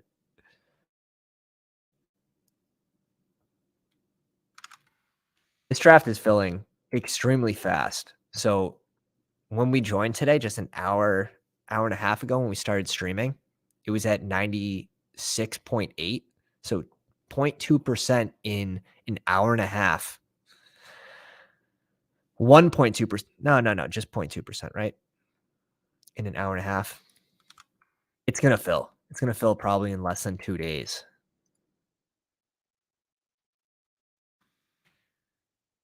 Alec Pierce goes at 143. In the arms of an angel. Our exposure has officially fallen to 32%. Alec Pierce after not drafting him last draft.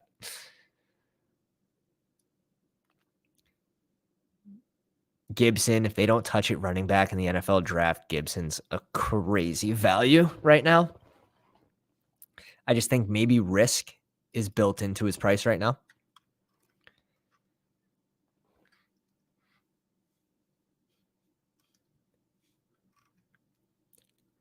Richardson, Jordan Love.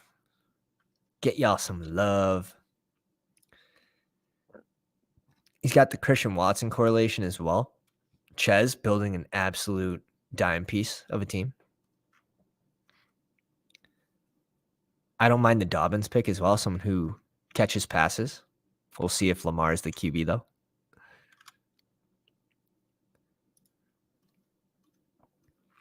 Daniel Jones goes at 102. Kirk Cousins at 97. So I think that's interesting that now D-Rap goes 3 QBs in a row here to catch up.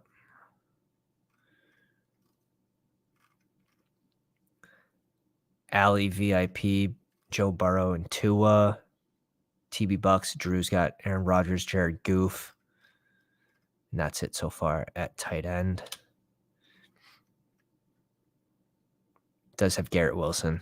Still sneaking in those Aaron Rodgers Jets stacks I see all the way to the end. Ride or die. Ride or die. But we are 4 likes away from getting another one in after this. And we got a few rounds to get there. I have no doubt. I have no doubt you'll make me draft another one. And then we'll only have 3 left. God damn. No, we'll only have 2 left. We're going to keep the party going. Can't stop, 97% Foley says. Dobbins is too talented to be going that late. That's true. I agree. A simple stack right here would just be DJ Chark and CJ Stroud. Oh, man. This range is just... It's ugly. It's ugly. I think we do bring in MVS. Now that Juju's gone, MVS wasn't someone that I was drafting a lot of. I think I'm fine with my running backs. If I want to double tap receiver here, I can. Don't have to force a tight end. And now I'm not going one of these. I could go A-Chain here, though. Could go A-Chain.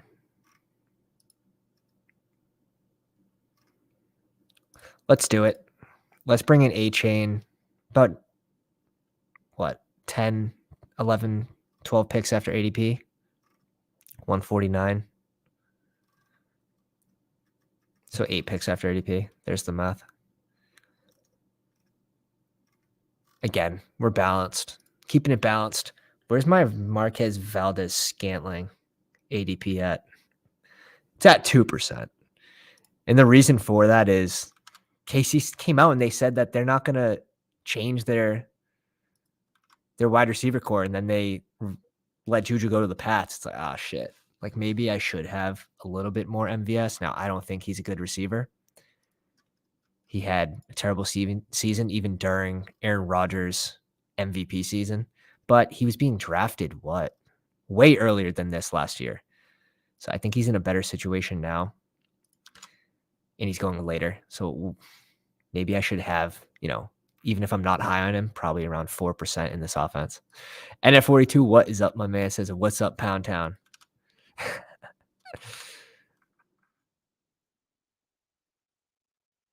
One last bullet left in the chamber. Are we doing a final send-off lobby? I want to. If we get to 31 likes, we are doing another one after this. Javonte is your week 15, 16, 17 guy. We'll see. He had a bad ACL tear. So typically it takes a full year afterwards for them to really come back and perform at their best. I don't know. Javonte, let me check my Javonte Williams shares. I'm at 2%. He is going in the right range to risk it for the biscuit. I don't think the range is bad. Chaz says I'm fading Javonte this year.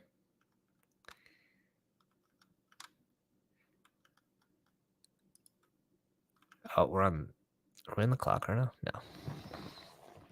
Multiple tabs, and some of them don't update. All right. Javonte,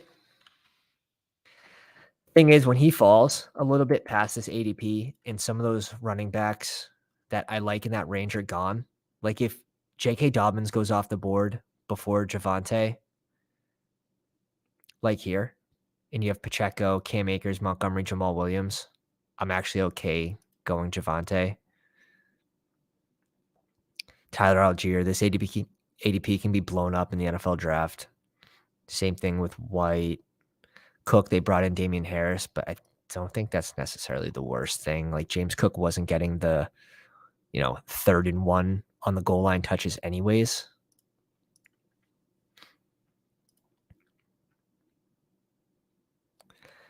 TB Buck says he's a guy taking knowing there'll be a low advance rate team. Yeah, most likely. Most likely. If he has that slow start to the season. Now they came out and said, oh, he's going to be ready for the start, but come on, it's so early. It's so early. And we've heard that story so many times with players that have torn their ACL. So risk management, though, if you want to try to push ahead, a ton of Javonte teams and you're drafting him a lot, like, sure, I think there will be less teams with Javonte for week 17 just due to his slow start to the season. He doesn't cost a whole lot. So I'm impartial at this point on Javonte. I'm going to probably draft him more closer to the season when I have more information, or maybe he's going too soon and we get negative news that he's not going to be ready.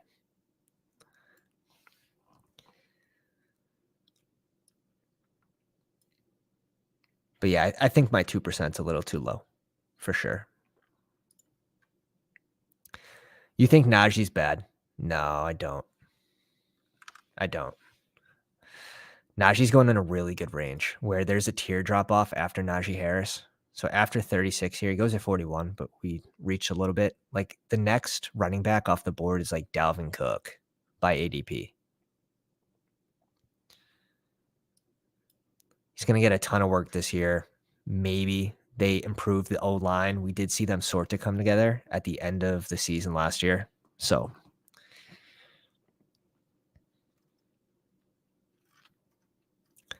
I like Najee this year for sure. He can fall in the end zone twice. That's a major thing. Can he have 2 touchdown upside week 17? Yes. Yes, he can. Now, this is coming from someone who faded Najee Harris all last season. 2% Najee, and he was going in the second round. Fading someone going in the second round's pretty bold.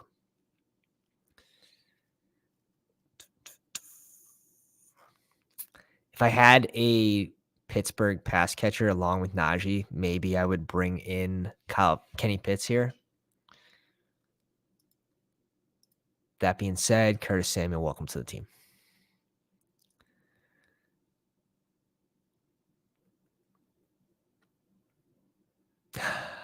Do we see a boost from Khalil Shakur this year? Like, do we see one? Oh, man. I hate the Shakur pick just because we have Josh Allen. We'll bring him in here. But they brought Cole Beasley back last year, like around week 11. And to me, that just shows that he's not the guy. We'll bring him in. We have the correlation, and that's our last receiver on this team. We have 2% Shakur, so it's not like it's not a big deal. We'll get a little exposure to him. How much Marvin Mims do I have? Mims is someone we were drafting in the 220s early, like every draft. We still have 8%, so it's come down a lot.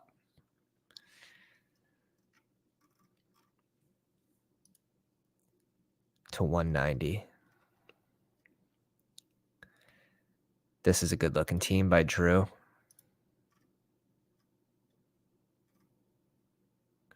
Probably going to want one more QB, I would think. But yeah, it's a good looking squad. Good looking squad. Where are we at?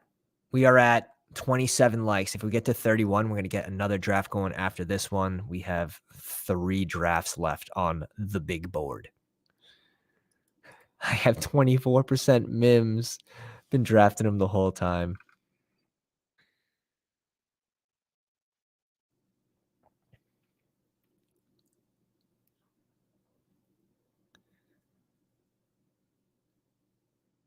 I think people so Ben says, I think people overhate Najee and overrate Javonte. And personally, I'll take Najee every day as my RB1, round 4, round 5. Yeah, I feel the same way.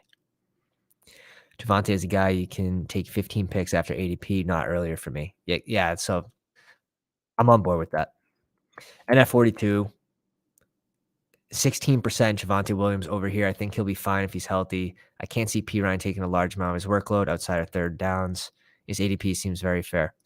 Now, I could see a landscape where Samaje P. Ryan is not taking work from him, but the team's easing Javonte Williams into the season at least, and maybe deep into the season. I kind of forecast P. Ryan as having a decent role. Oh man, I knew it was a matter of time before it happened. Guys, I knew it was going to happen. LeBron James is a fan of the channel.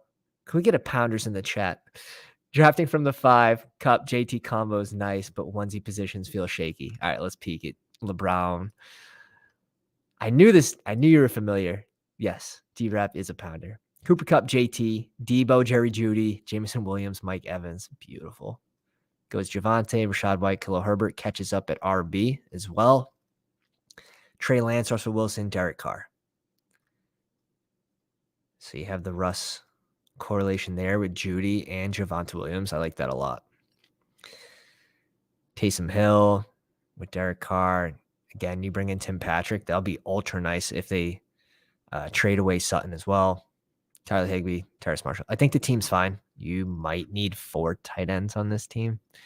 And it's going to heavily depend on Trey Lance, in my opinion, for upside at QB. But it's a nice team. It's different. Let's get different. I would place a wager with you. Oh, what's the wager?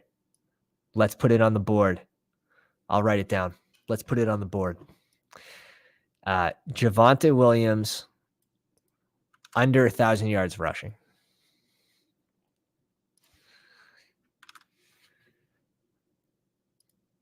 Is that not generous enough? Should it be like 850? Thing is, I just think he has a slow start. Now we care the most about week 15, 16, 17. That is on the big board. That's where you're gonna make the 200K. So I'm really not against Javonte Williams. Like even for players that I'm fading, but they have that upside. I think Javonte Williams is one of those players that does have that upside where he can have a 2-touchdown game. I usually still want around 4 to 5% of those players. I'm at 2%, so outside of top 25. Ben says he would take under 750 yards rushing. I think Javonte finishes outside top 25 RBs. Don't take yards away from yourself, man. That's hilarious. All right, let's figure out where our team's at.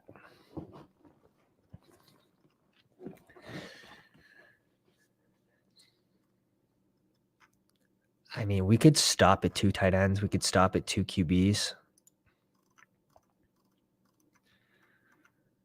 That would allow us to go 7 RBs and 9 receivers, or 7 RBs, 8 receivers, and 3 tight ends. And honestly, in that 20th round, I think you're going to get the most value out of a tight end than you are a receiver. This team's like hard for me to look at. It's just like a lot of different exposure picks in here.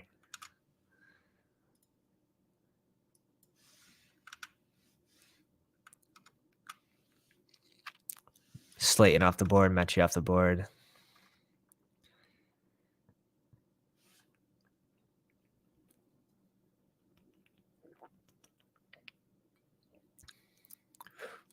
Chase Brown off the board.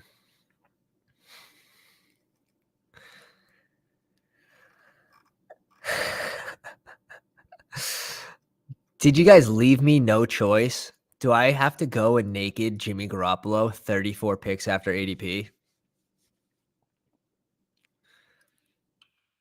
Hollins now. Is Hollins on Atlanta?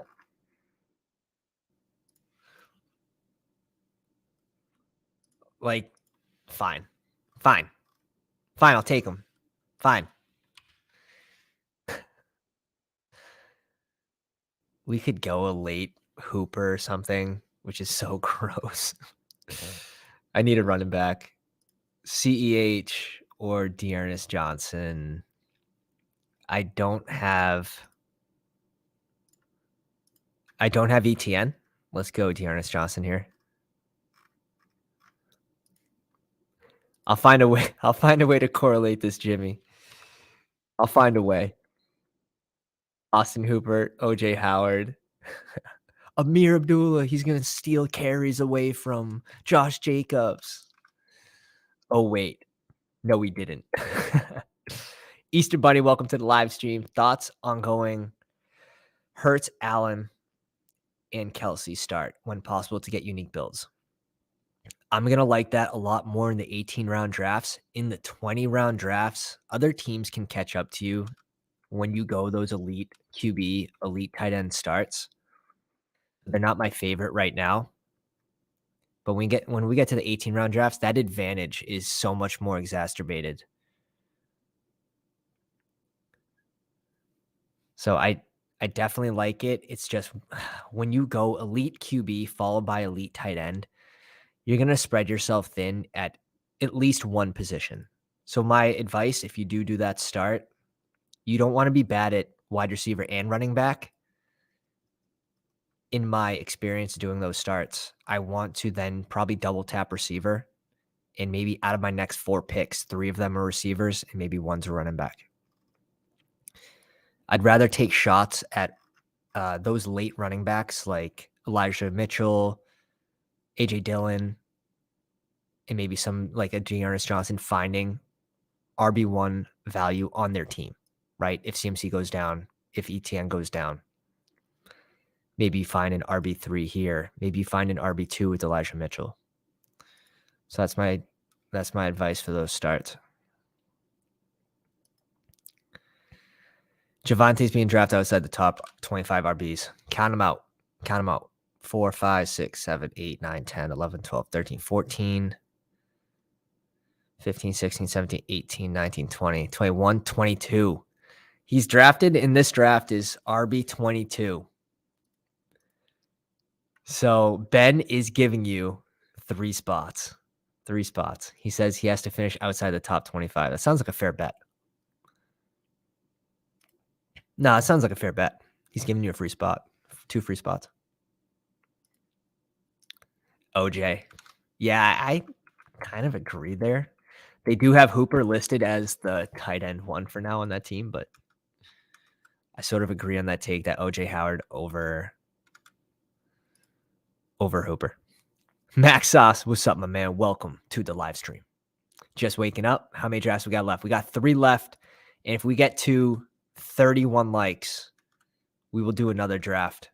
Only leaving 2 drafts behind. 31 likes is the number. And at 42, I think he'll end up inside the top 30. I wouldn't be surprised if I was wrong. Really, all you care about with Javonte Williams, you don't care if he finishes RB30 as long as he has a good end to the season. Week 15, week 16, and especially week 17. You're not drafting him because he's the best value in cash games. So in tournaments, kind of change the way of thinking a little bit. I don't think being heavy on Javonte Williams is a bad thing. I don't think being light on Javonte Williams is a bad thing. You can kind of assume that those teams with Javonte Williams will have a tougher time advancing because he might not score as many fantasy points early into the season. And you're hoping that he heals up and he is able to provide that upside for, week 15, week 16, week 17, take on a larger share of carries. So I think you guys are both right.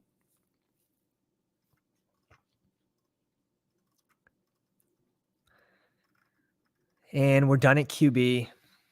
We have 2 picks left. Team's pretty well-rounded. I'm going to add another running back in this mix. And I guess we're done at receiver. Waddle, Calvin Ridley, Marquise Brown, Rashad Bateman, Michael Thomas, MVS, Curtis Samuel, Khalil Shakur. We're done at receiver. So a running back and a tight end. Let's see who's there. No fan off the board. Cade Otton off the board. Drew, stop drafting Tampa Bay Bucks. Godwin better not be on this team. I swear to God, if Godwin's on this team. Oh, come on. He can't stop drafting Godwin. I promise I did not see that before. Drew, we're going to put you in Godwin Anonymous. Let's bring in Darnell Washington. Should be a red zone target for whatever team he lands on. Now, he wasn't even the best tight end on his team, and he didn't have a high target share. But this guy's a monster. This guy's an absolute monster. So we'll bring him in for the touchdown upside. And I still get CEH. Like, I'm fine with just bringing in CEH here. Yeah, I'm going naked. We're going naked, Jimmy G. You want to know why? Because Darnell Washington's going to end up on Vegas. Clip it. I don't know what that means. I just heard, like, Twitch streamers said it before. So it sounded good. It sounded good in the moment. We're 2 likes away from getting another draft going. Get us there. Take us to the promised land. So that's draft number 147. God damn. God damn. Holy smokes. Holy smokes.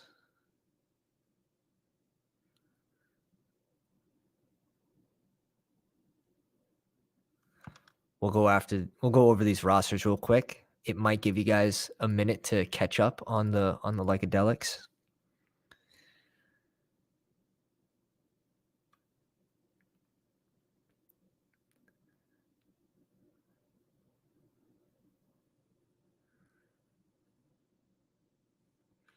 Let's see.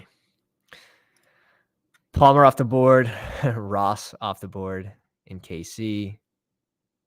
This has like KJ Hamler feels all over again right here with the Ross pick.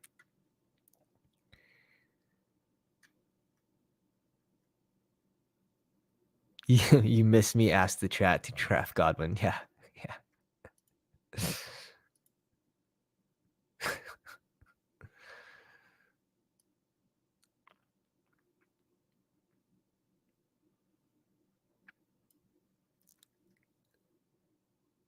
When the sun god calls you, you draft him. I love that. Naked Jimmy G might be better than a naked Aaron Rodgers from a naked perspective. Max Payne. It's hurting my mind.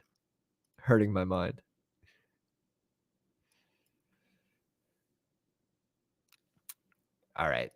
Let's go over these teams. I don't know if we're going to get to 31 here, fellas. Oh, we did. Oh, someone came in or someone just created a new account under their like Lizard's name or something, and they get us to 31. We're doing another one.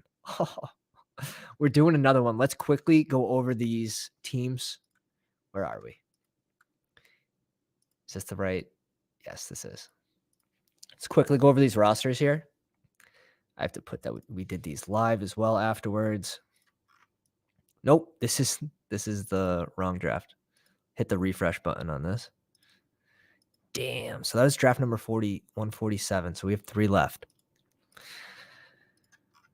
Josh TX with Kirk, Anthony Richardson, and Tannehill. I like the 3 QBs. Kittle and McBride. I think it's fine stopping 2 there. Pollard, Pierce, Sanders, Antonio Gibson, Rashawn Johnson. I like the RB room.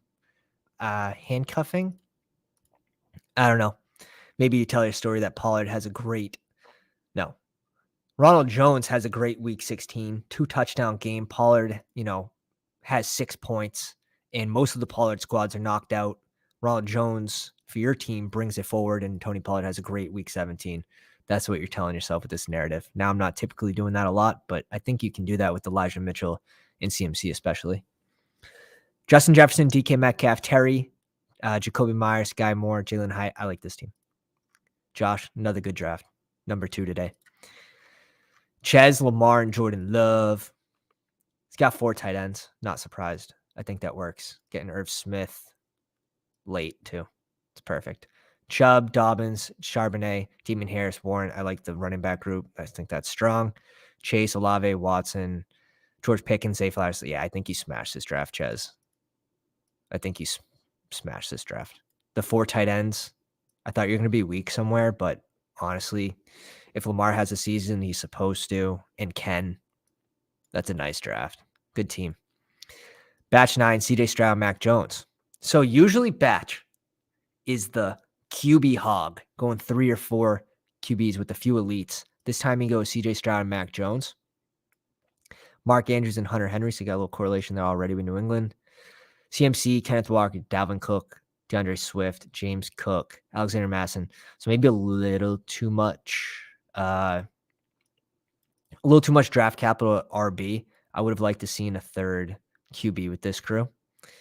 Higgins, Christian Kirk, Juju, KJ Osborne, Hunter Renfrow, Chase Claypool. Like the receivers are fine. The running backs are really strong, but you're only starting 2 to 3 a week. I would like to see one more QB, but still a good draft. Bez G, Deshaun Watson, Kyler Murray, Bryce Young, Njoku, Cole Kmet, Michael Mayer. I'm good with both of those rooms for sure. Austin Eckler, Travis Etienne, James Conner, Zach Evans, Chuba Hubbard, and Hassan Haskins. Okay, so you're headlined by these two. I think that's fine. You're getting James Conner 17 picks after ADP. Nice little value there. And Eckler at 21. You're welcome. Tyreek Hill, Michael Pittman, JSN, Deontay Johnson, Elijah Moore, Alan Lazard, Tyler Scott, Raheem Jarrett. So you got 3 rookies. You have a nice little floor guy here, and Deontay Johnson, even Pittman can provide a pretty solid floor. So I like this team. D-Rap in the 5 spot, also known as LeBron James in the chat. Trey Lance, Russell Wilson, Derek Carr stops at 3 here. Taysom Hill, Higbee, Hurst, and Hooper. I think he had to go 4 with that crew. I think that was the right move. JT, Javonte Williams, Rashad White, Khalil Herbert, and Michael Carter. I think these RBs are fine. You're going to be relying on JT, get him 10 picks after ADP as well. It allows you to probably only stop at 5. And yeah, I like that crew. Cooper Kupp, Debo, Jerry Jeudy, Jameson Williams, Mike Evans, Tim Patrick, Terrace Marshall, Deontay Hardy. I think it's a solid team. It's going to depend on Trey Lance heavily for this squad. And Drew in the 10 spot, Jared Goff, Aaron Rodgers, Kyle Trask. Can you tell he's a Tampa Bay fan? Like, no bias when he's drafting at all. 0 bias. Drop your, everyone wants to know, what's your Godwin ownership in the chat? Please. What's the Godwin ownership, Drew? It's grossly high. Ramondre Stevenson, Aaron Jones, David Montgomery, Tajay Spears, Lenny, Chase Brown, and Jerome Ford. I'm fine with the running backs. Did we grab? No, tight ends. Darren Waller, Schultz, and Kate Otten. I'm fine with these 3. You got Waller and Schultz, and then, a flyer and Kate Otten, which is fine. Wide receivers, Amon-Ra, Garrett Wilson, DJ Moore, Chris Godwin, Tyler Boyd, Nico Collins, and Marvin Mims. I'm fine with the receivers. I think that's good. You got a couple floor guys in here. Where's the other floor guy? These 2 floor guys. And we'll see what happens with Mike Evans in the offseason as well. I think that's it for pounders in this one. Let me know if I didn't cover your name. 25% Chris Godwin. You animal. Bry H. We're jumping in another one. We have 3 drafts left. And we are about to go full throttle on another big board. We hit 31 likes. Appreciate every single one of you that slapped the friggin' like button to get us here, forcing us to do another big board. And we're doing it. 5, 4, 3, 2, 1. We're jumping in. Waiting on 6 people. Plenty of time to get in. 97.3% full. This is going to be full. So it's filled 0.5% in 2 hours. So technically that means it would fill today. And we get rewarded with the 3 spot. Let's go. Rackham Willie, I believe he's a pounder. He's been a few of our drafts as of late. Try again, Chump, definitely a pounder. Batch 9, Farachi, TB Bucks, D-Rep on the back end. And if I didn't mention your name and you're in the live stream, let me know. JGFC is another common name that I see a lot. What's the little board looking like? Good question. The little board is 67% full.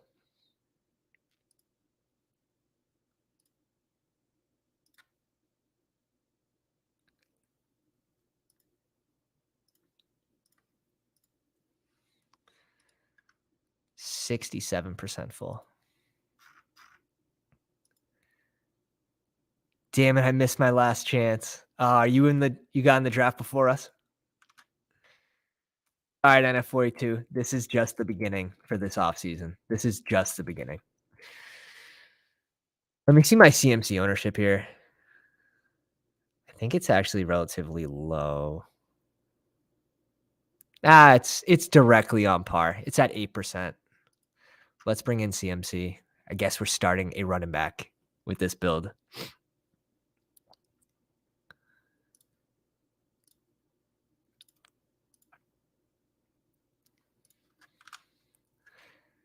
Try again, Chump in the 4 spot. Goes Cooper Cup. No way. Ben's trying to like galaxy brain some math over here. Says he believes there's about 245 drafts left, which would be 2,450 people left to draft. Let's see if the math's correct for Ben. Yeah, it's slightly off. 3,000. So there's 300 drafts left. There's about 300 drafts left. I'm good with numbers. Used to play a lot of poker. That's why you have the wrench. The wrench might be a little broken today. It might be set a little too tight. You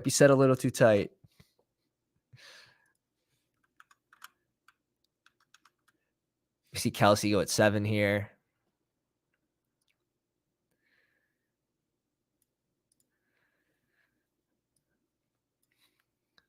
We're gonna do some more pulling, I believe. We're gonna do some more pulling.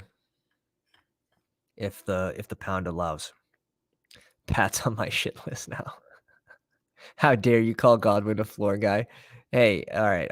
I mean, when Baker Mayfield is checking down to him 9 times a game for 54 yards.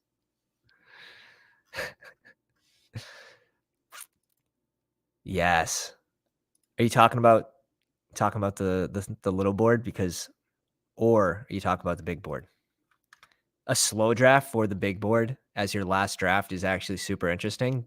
Just gaining as much information possible into the offseason and into free agency. I actually like that as a big brain strategy. Baker ruined the Bucks for me.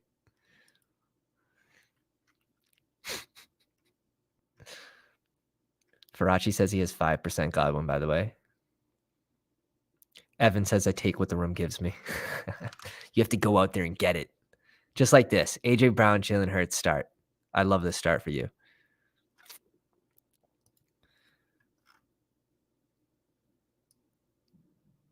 Who's in front of me? Try again, Chump. The Chump.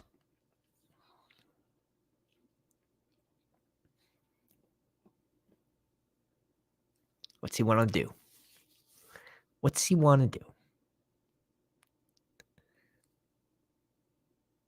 Goes Mahomes.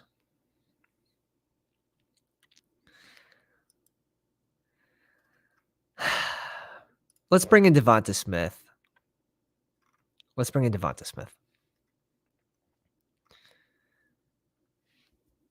M Jerky 32 is on the clock. I would like to see Kenneth Walker and Josh Allen both go off the board. What's the chances that we get another receiver of these two? It just raised a little bit.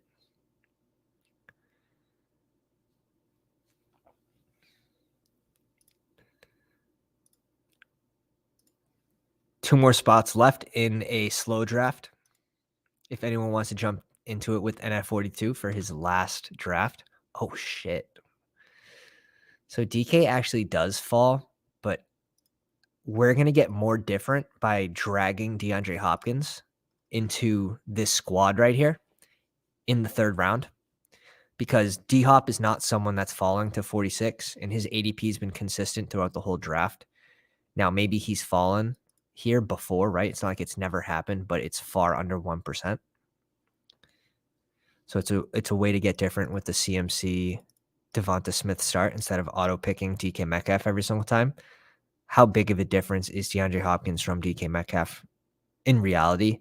And then you have the chances of him going to Buffalo and KC, which would make him a second round pick anyways.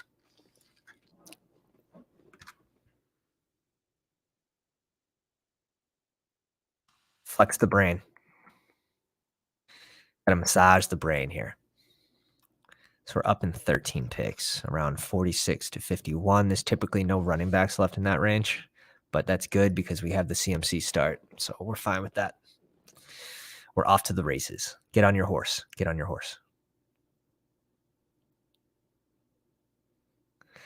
Max says, oh, you were getting D-Hop right there in the beginning. I might have gone Olave if he was on the board, just because my exposure to Olave is far less than it is D-Hop.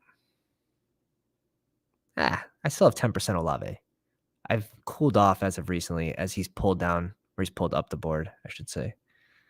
And Hopkins, we have 18% Hopkins.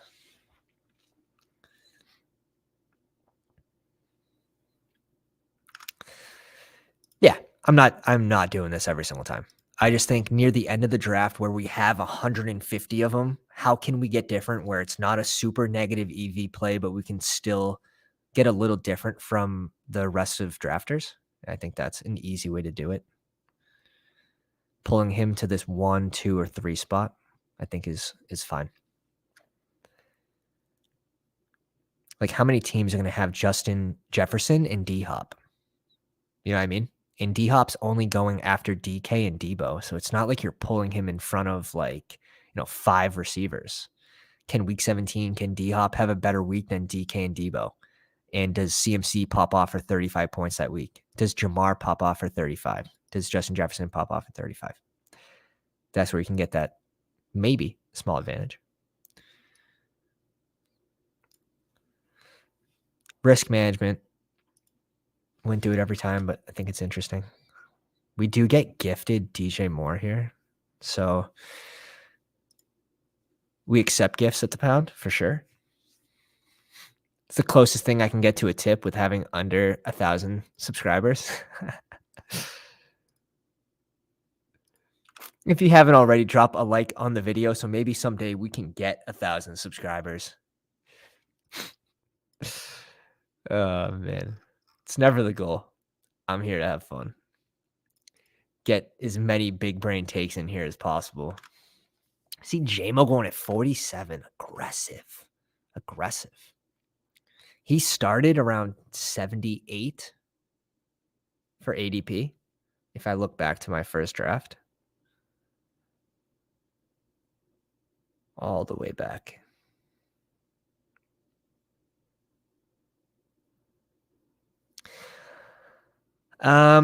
Shoot.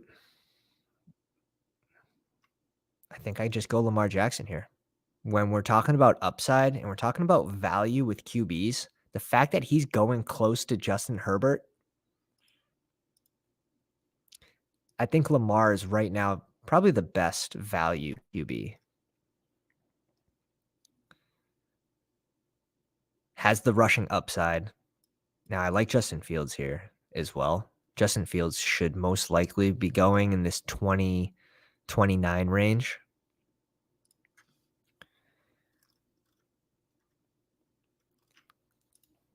But yeah, we'll scoop Lamar here. Moving D-Hop over DK is bold. I took him over Debo a few times or just faded Debo, but never took him over. I think you meant DK at the end there. Yeah. Now, the thing is, for cash game play, if you think DK is going to outscore D-Hop by 20 points next year, you're never going to select D-Hop over DK, right? Or maybe you make a couple hedges But on the contrary, like for cash games, you're going to make the value play, the value pick every single time. Who's to say D-Hop doesn't have a better week 17 than DK Metcalf? And even if DK Metcalf scores 20 more points, right? Like 9% more points, your advance rate might take a small hit. Maybe not. It also depends what weeks he scores relative to your other players as well.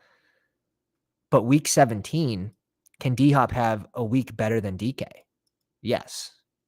All these players in this range can. So why not pull him here to get different than the whole field? And D-Hop is not a player that's falling to 47. So you're getting 46, 47. So you're getting different that way as well. And it's not ridiculous. I don't think it's a crazy negative EV play to do that. And at the same time, you get different. I think you're going to see a lot more strategies like that. And that's exactly what we did the last draft as well. When we bring Jalen Waddle to 13, you're getting different with the 12 spot and 13 when you bring Waddle to this position as well.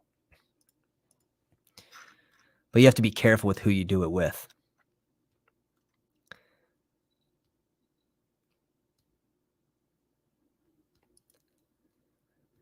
Any holdout concerns? Lamar Jackson.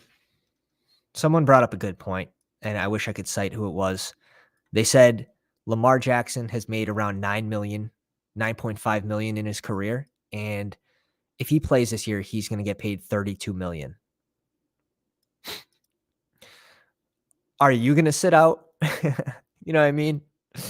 I don't think he holds out.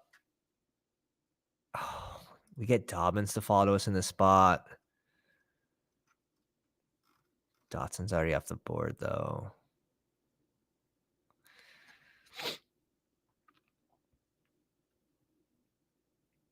Let's bring in Dobbins here for the correlation. If I didn't have the correlation with Lamar, I'm 99% picking a wide receiver there first. But I'm fine with any of these three, not in this order. Auto picked. Let's see it. I missed it. Farachi, the auto pick was Dalvin Cook at 64. It's not the worst. It's not the worst.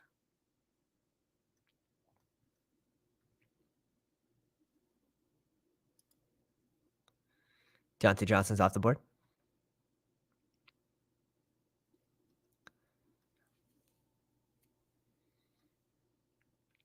Dameon Pierce off the board. So we're going to get one of these two receivers.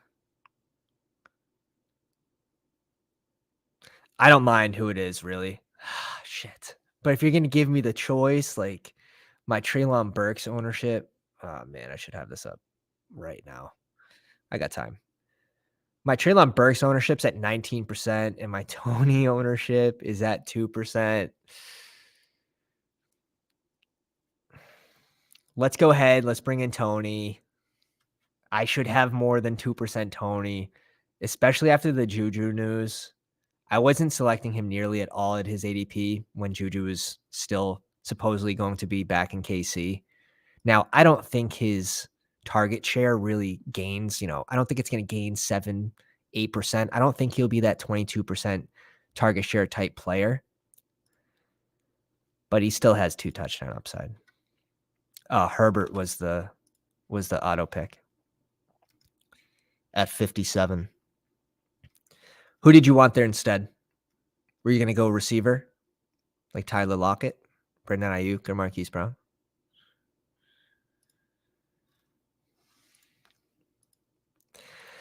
Yeah, it's really, he's a gadget guy, right? And on top of that, you're assuming all the risks with his injuries and you're paying up for him. We're talking about he has to be healthy week 15, 16, 17 to matter to me. We're talking about deep into the season, not the first 4 games. So maybe I will level out my exposures in another tournament, but in this one, we have him on 5 teams. I'll be the first one to admit, like, I should probably have 4 to 5% of him, even if I'm not high on him. So that one got away from me.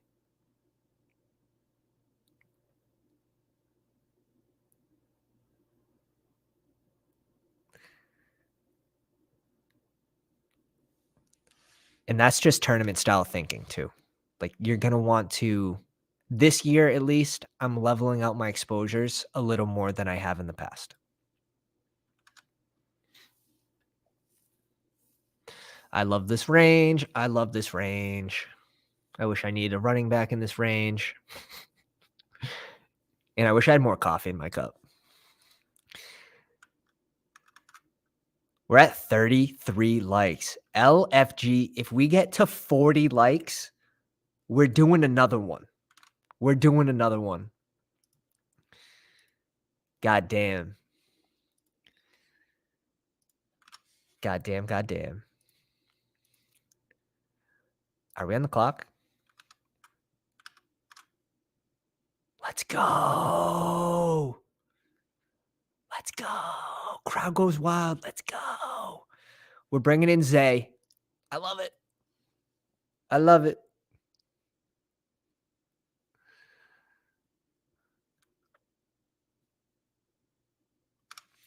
Let's go. I love Zay Jones. I mean, Zay Flowers. Zay Jones. Who are some of your fades at no cost for BBM4? Talk about last year's.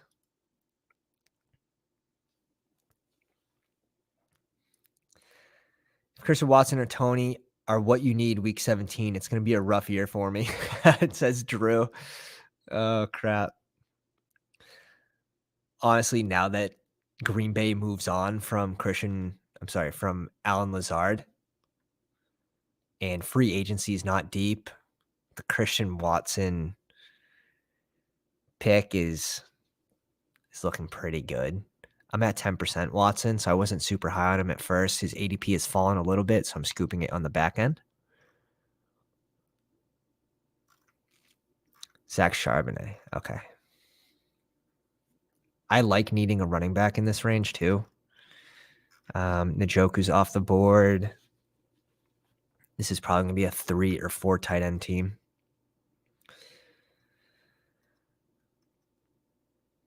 Myers, Elijah Moore. It's just kind of eh. Let's bring in James Cook here. Yeah, BBM4 was last year, right? Correct me if I'm wrong.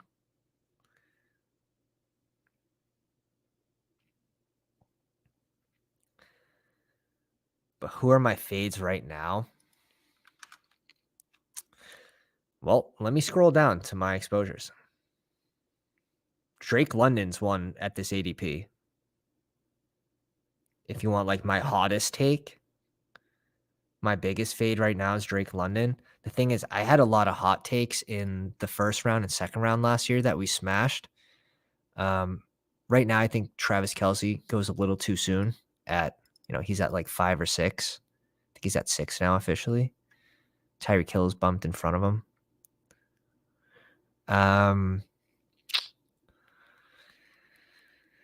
These wide receivers too, Devonta Smith and T. Higgins go a little too soon for me. In the 18-round draft BBMs, like I would much rather one of these QBs than going Devonta Smith and T. Higgins for 18-round drafts. In 20-round drafts, I still would probably prefer the wide receivers.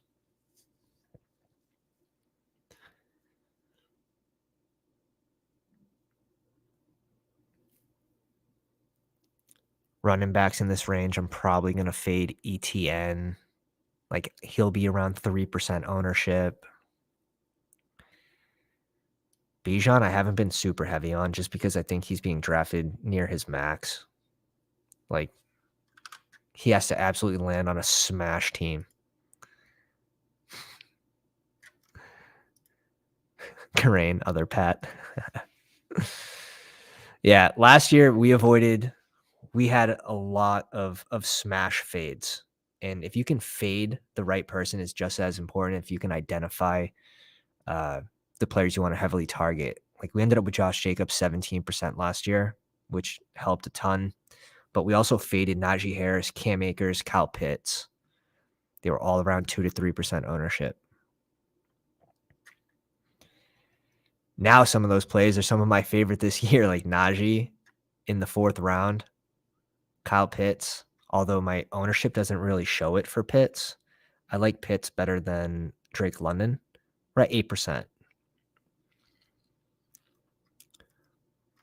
I think Pitts, so in these 20-round drafts, I think it's a little harder to go these tight ends in this range where stopping at 2, you can. But in 20-round drafts where a lot of teams are drafting 3, they catch up to these mid-round value tight ends unless they absolutely smash and finish as tight end 2. But in the 18-round drafts, I'm comfortable stopping with 2 tight ends in this range, as well as, obviously, Andrews and Kelsey. Goes without saying. Sky Moore is going to be our pick. That's good snipe right there. Again, do we just go Dawson Knox? Do we have correlation with any of these QBs? No.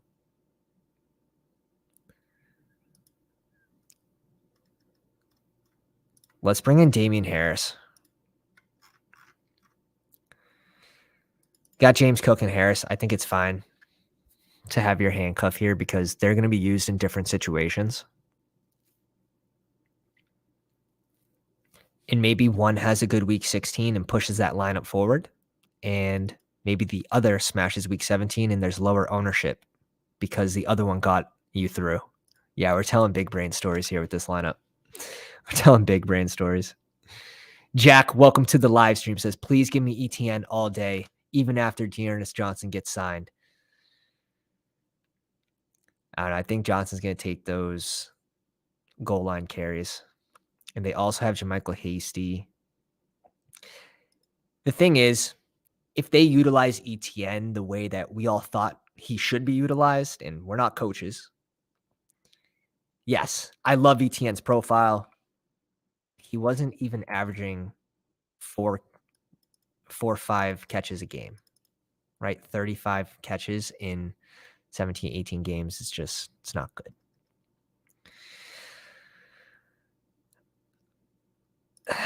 Palmer, or I just have no interest in bringing in one of these QBs. I have no correlation with Russ, Geno. They're pocket passers. How do you spike into a lineup? And I really don't want to force the Palmer pick. Let's just go ahead and stack our running backs. I think we're done at running back now, in my opinion. We have 2 I didn't mean to double handcuff myself here, but now I might have to add a rookie at the end of the draft because I did that. We're going 2 QBs, 3 tight ends. Our wide receivers are still strong. Like, we use a ton of draft capital at receiver so far. So I think we're fine. Small hiccup there. 2 handcuffs. I don't know if I love that. Small hiccup. Yeah, they need to use him more in the passing game. That's probably H. I 100% agree. And the fact that we didn't see that last year is concerning. And they just added Calvin Ridley. I don't think, it's not trending in a positive way, at least in my mind, for ETN and catching more passes this season. And on top of that, they bring in a goal line back. So I think I'm going to let you take ETN. That doesn't mean I'm going to full fade him. He still has upside. I'm still going to want probably 5%, but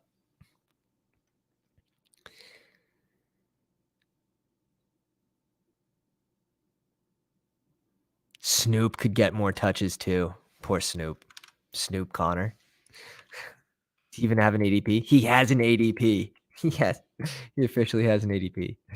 I don't know. I think them bringing in Dearness Johnson kind of gets rid of Snoop's. Like, he might be cut.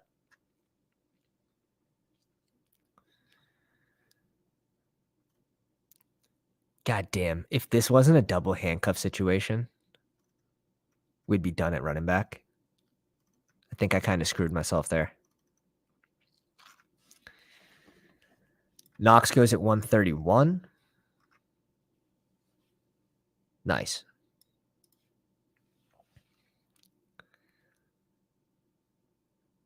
Yes. Already looking forward to Brian H's celebration anytime Anthony Richardson does anything this season, even it's from even if it's from the sideline.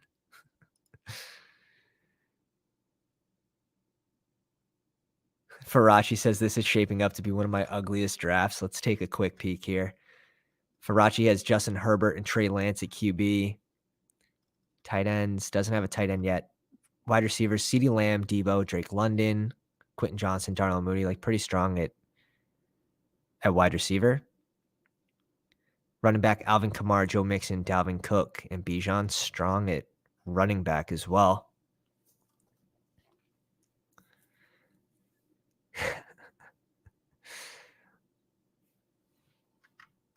Back-to-back drafts with Trey Lance for Farachi here. Bringing it down at triple zeros goes Josh Downs.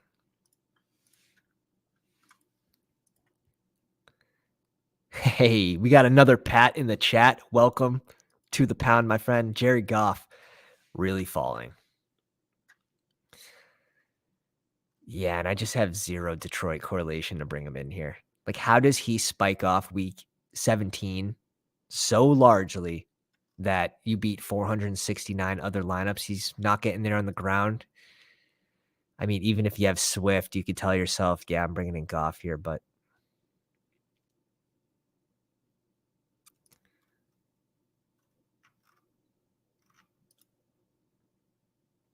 like if I had a Monra, I'm 100% bringing Goff in. If I had Jameson Williams, I'm bringing him in.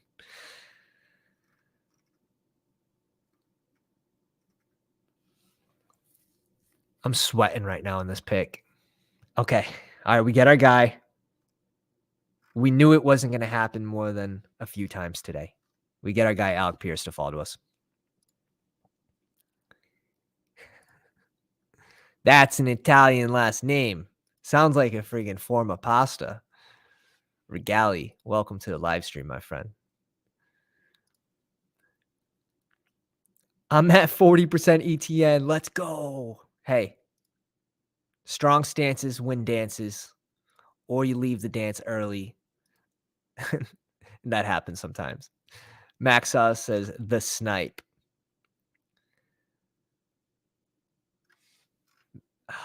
I don't mind bringing in Kyler here, having Lamar, 2 Russian QBs.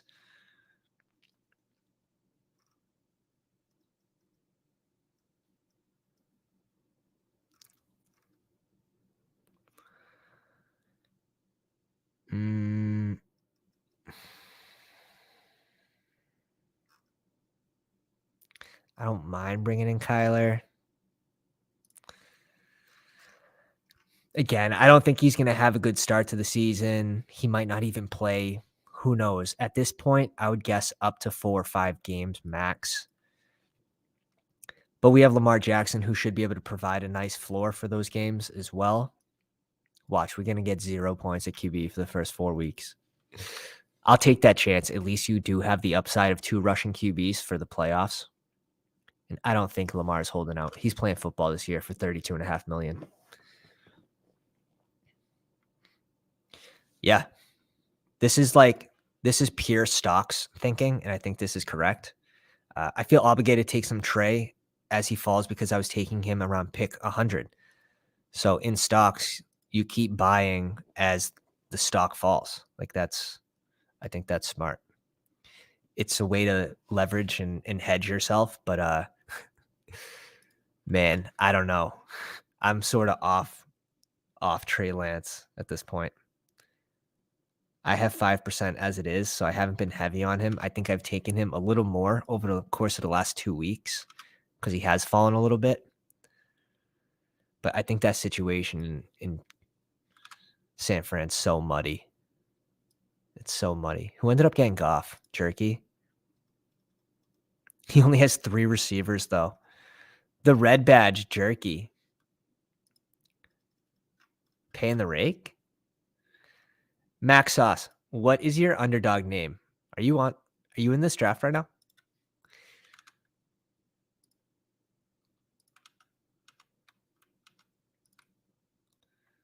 33 likes. We're 7 likes away from getting another draft going after this one.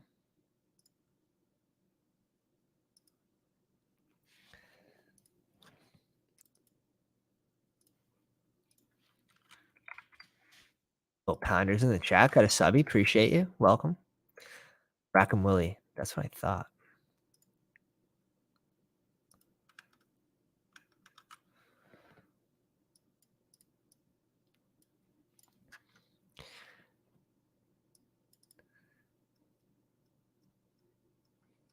It's a strong draft. Looking good. Looking good.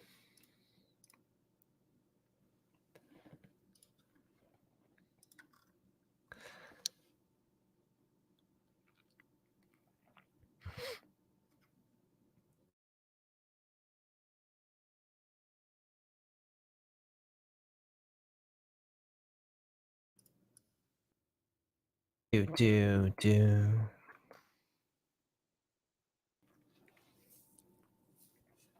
Interesting. All these teams grabbing their second QB here, or third QB. Tua, Danny Dimes. Danny Dimes going at 79 in this draft too. Followed by Richardson, Stroud. Followed by Love and Pickett.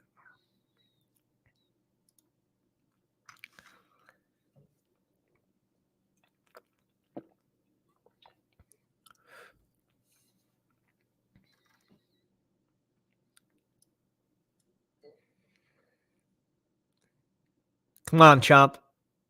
Leave us someone nice. Okay, I think we're going to bring in our first tight end here. A few picks after ADP, we'll bring in Juwan Johnson.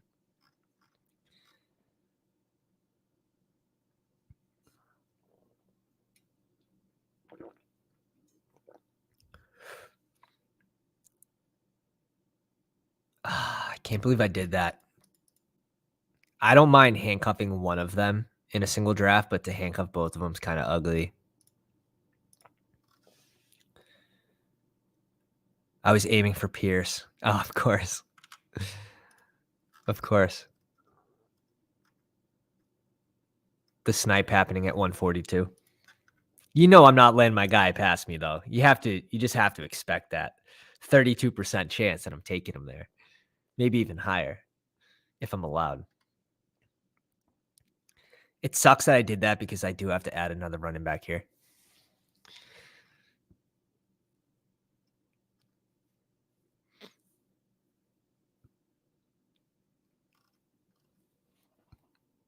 But can I be done at receiver after going Tyquan Thornton? Like, I think so.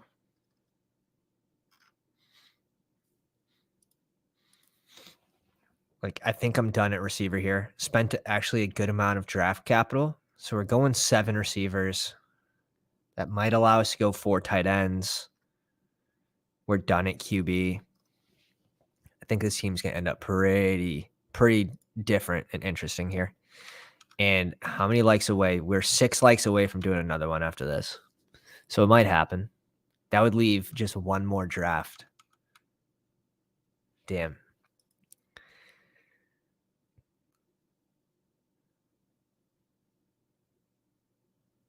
It's the name of the game. It happens.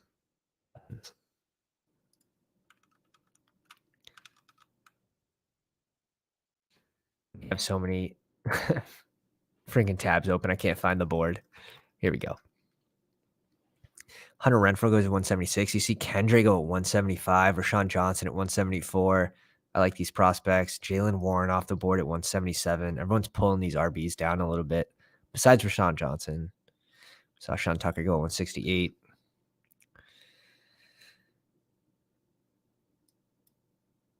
Where'd Jeff Wilson go? I just saw him at 153. So these RBs on the back end are definitely being pulled up.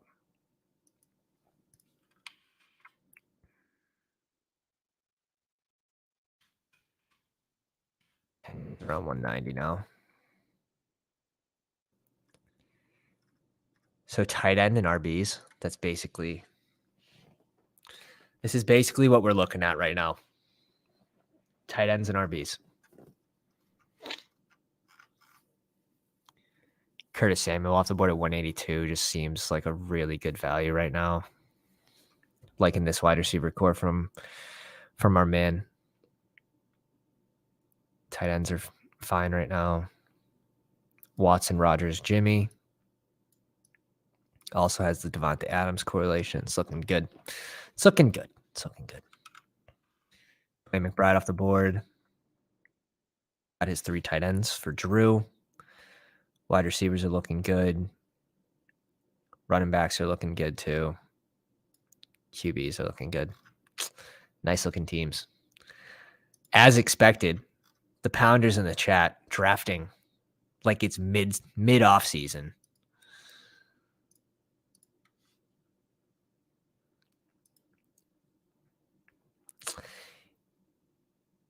Farashi asks, how do you feel about Jerome Ford and Zamir White? Honestly, for Jerome Ford, he's not a bad flyer right now, but you have to think if Kareem Hunt's walking and Dearness Johnson's already gone, that they're going to draft someone. This team wants to run the ball. So I don't think it's as easy as saying like, oh, Jerome Ford's, number 2. They're going to bring in competition for him. So we'll see who that is. So it's not like you should be fading him right now. Like I definitely have a piece of Ford, but how much are we expecting it to pay out?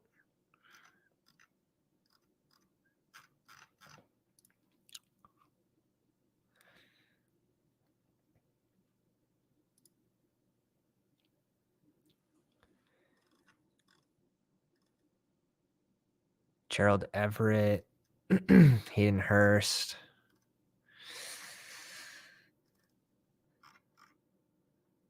I'm just going to go get my guy here, Chase Brown.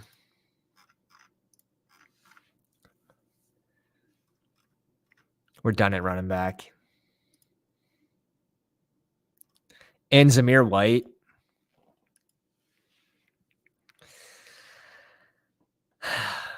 I like him in Dynasty.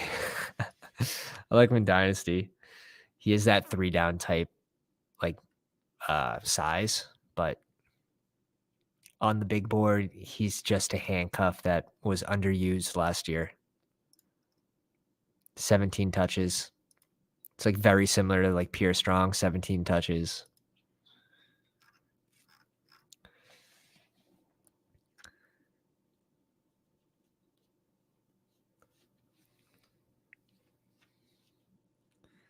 We'll see. Maybe they get him more involved now that, next year that if they don't think they're going to keep Jacobs and sign him to a long deal, maybe they start to get that rookie involved. I think we need upside at the tight end position. Like, I don't think Hayden Hurst or Gerald Everett's really going to provide us that upside. I fade Gerald Everett at every cost, but after ADP, let's make a little exposure, smooth out pick. Gerald Everett, 2%. And he's since fallen. He used to go in the 160s as well. Let's take him here at 195. Every player has an ADP. That Kendry hype died quickly when he skipped the combine. Yeah, but then the RBs, there was some RBs that had very bad combines. So by Kendry skipping, did it hurt him or help him? And he's supposed to perform on his pro day, which TCU's pro day is today or tomorrow. Let me double check. That's going to be important to watch. Yeah, TCU's pro day is tomorrow. So stand by on Kendra Miller, but it going to be too late. I think after his pro day, it's going to be too late. I like Kendra Miller a lot.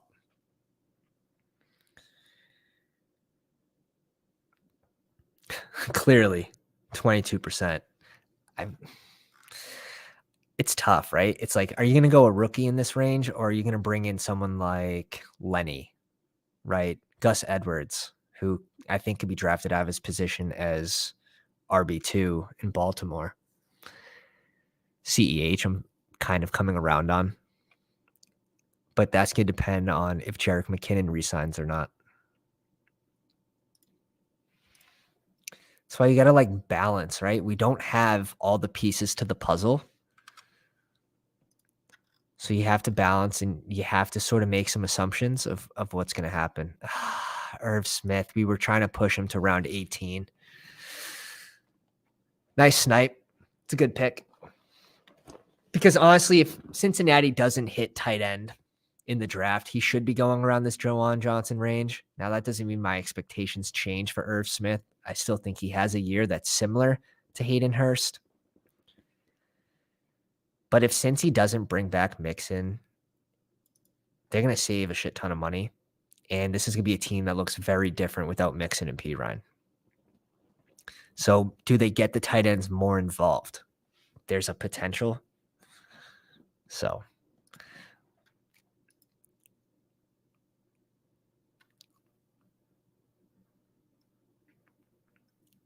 damn. Ben says he has 28% Kendra Miller. That a boy? And Charbot, you are very high on Charbonnet. What's the percent for Charbonnet, Ben?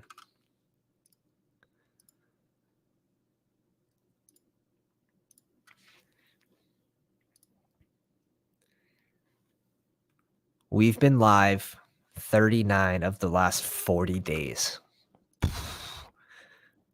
Crazy. 34% Charbonnet. That a boy. All right, we see a running back here, which is fine. Because we need tight ends. We need tight ends.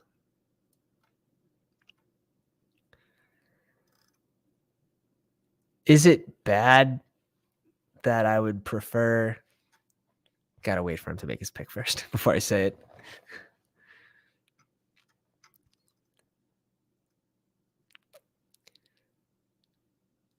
Oh, no way. To finish my sentence, I was going to say, is it bad that I prefer Jelani Woods over Hayden Hurst? And the ADPs are 20 something apart. Oh, shot through the heart. Am I getting some Hayden Hurst exposure here? I guess so. 18 picks after ADP, Hayden Hurst.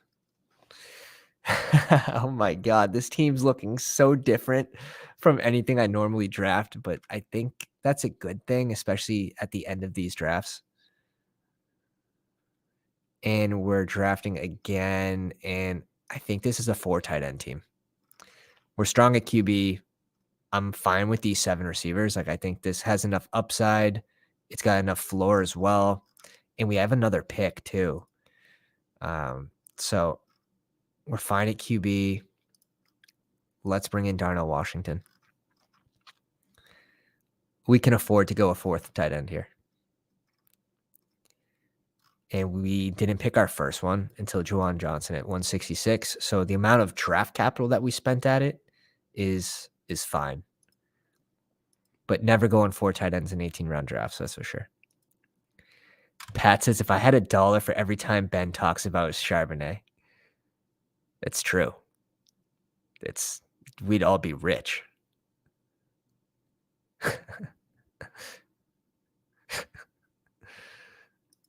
Big brain. Fantasy dysfunction with the big brain math.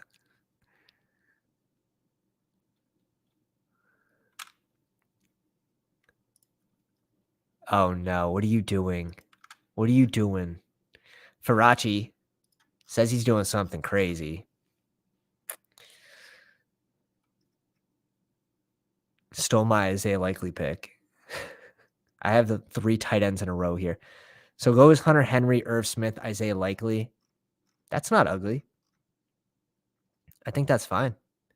That's like, I think those 3 are actually fine because Irv Smith should be going sooner, in my opinion, unless they touch it tight end in the NFL draft. Then obviously Irv Smith back to dust. And even then, I mean, we saw last year, they didn't really get Hayden Hurst involved. So it's tentative. It's tentative.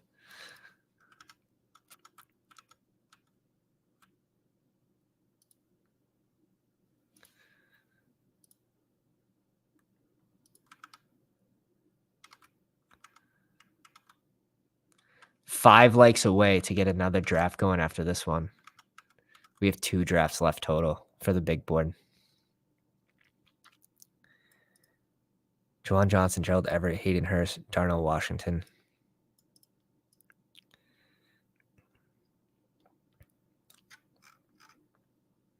We're up in 5 picks. Don't leave Tannehill on the board. If Tannehill's still there, I'm taking Tannehill. You can't leave Tannehill on the board. I'll be forced. I'll be absolutely forced.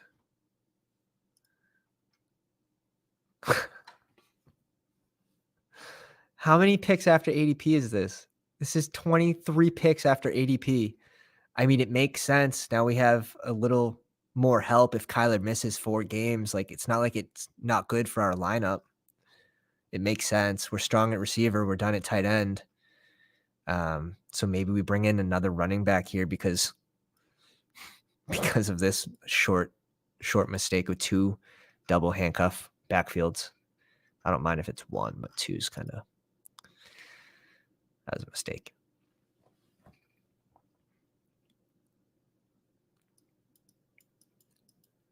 Oh, I thought we had another pick. It's fine.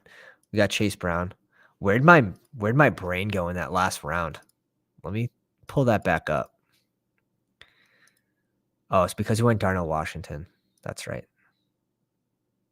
That makes sense. I'm still fine with going Tannehill there. Like, how much is a Hassan Haskins going to help this team, or Jerome Ford? So as long as Chase Brown ends up somewhere where he gets maybe even a 3rd down role by the bye weeks, I think this lineup's live. All right, let's pull up the squads. Rackham Willie in the live stream. Dak, Derek Carr, Sam Howell, Jacoby Brissett. Bring them in.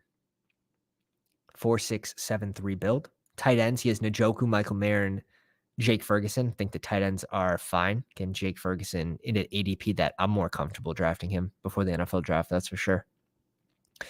Running backs, Walker, Pollard, Pierce, Jamal Williams, P. Ryan, and Tucker. The running back room I like a lot. Justin Jefferson, Kirk, Terry McLaurin, Deontay Johnson, Rashid Shaheed, John Mechie, and Darius Slayton. I think the wide receiver room's strong as well. It's a good-looking draft, especially for having 4 QBs. I'm surprised. I don't know if handcuffing the same backfield is necessarily a plus EV play. It's more like a fear type play because there can only be 1 QB on the field at a time, right? And try again, Chump. He's got to be just one of those silent lurkers on the stream, never talks, but he's in every single one of our live streams. And we stream at all different times. We will cover his team this time. But we're going to need him to speak up in the chat. I think he's one of those lurkers that thinks that we will give away our picks if he's picking next to us, if he just stays quiet. Mahomes, Staffy, Will Levis at QB. QBs are strong. Goddard, Higbee, Jelani Woods, tight ends are strong. Najee Harris, White, Connor, Brian Robinson, Devon Achane. I think the running backs are okay. Kupp, Metcalf, Pittman, Burke, Sky Moore. I like the wide receiver group. No way. That's hilarious. That is the hottest take I've ever seen in my life. You remember he was in every single one. He was in 20 of 21 drafts at one point. And he also followed other live streamers as well.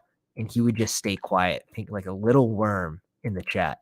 So maybe he remade an account on his sister's phone. It's a high chance. Batch 9 in the 8 spot. Jalen Hurts and Mayfield. I'm fine with these 2. Andrews and Zach Ertz. I'm fine with those 2 as well. Derrick Henry, Pacheco, Javonte Williams at 89. Rashad Penny, so he scooped value right here. Like, first 4 picks at running back, all at a value, 5, 6. You just value hogged running back position, which is nice. A.J. Brown, Chris Godwin, Marquise Brown, Jacoby Myers, Zay Jones, Wan'Dale Robinson, Isaiah Hodgins, Renfro, Khalil Shakur, and Terrace Marshall. Wow. I like this team. I think you have enough upside at running back. the QB. I don't think you need to go 3 tight ends with Mark Andrews or 3 QBs with Jalen Hurts. 3 tight ends with Mark Andrews, excuse me. Yeah, this team's solid batch. Nice draft. Faraci with 1 auto pick. I think he said it was Justin Herbert. At the 9 spot, Herbert, Lance, and Ritter. I like those 3. Likely Irv Smith and Hunter Henry. I think it's fine stopping at 3 here, especially if Irv Smith, since he doesn't touch in the NFL draft. Smith seems like a small value, at least, with some upside. Bijan, Dalvin Cook, Joe Mixon. Value. Alvin Kamara to value. A little reach for Jeff Wilson and Jalen Warren, which I like. And you bring in CPAT, 20 picks after ADP. We'll see if they touch on it in the NFL draft. Lamb, Debo, Drake London, Quentin Johnston, Darnell Mooney, Josh Downs, MVS. So I see the Atlanta correlation that you brought in here. Drake London, CPAT, who does catch some passes with Ritter at the end there. I think that's a nice looking team for Faraci. Drew. Oh, man. Did he go Godwin again? All right. There's no Godwin on this team. Thank God. Justin Fields and Geno. I like those 2. Cole Kmet, Gesicki, Trey McBride, and Noah Fant. I think you had to go 4 with that crew.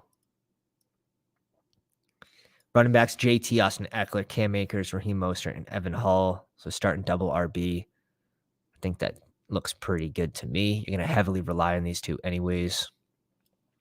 Ridley, Lockett, IU, Cortland Sutton, Juju, Alan Lazard, Nico Collins, Van Jefferson, Tyler Scott. Looks nice. You reached up and got your guys.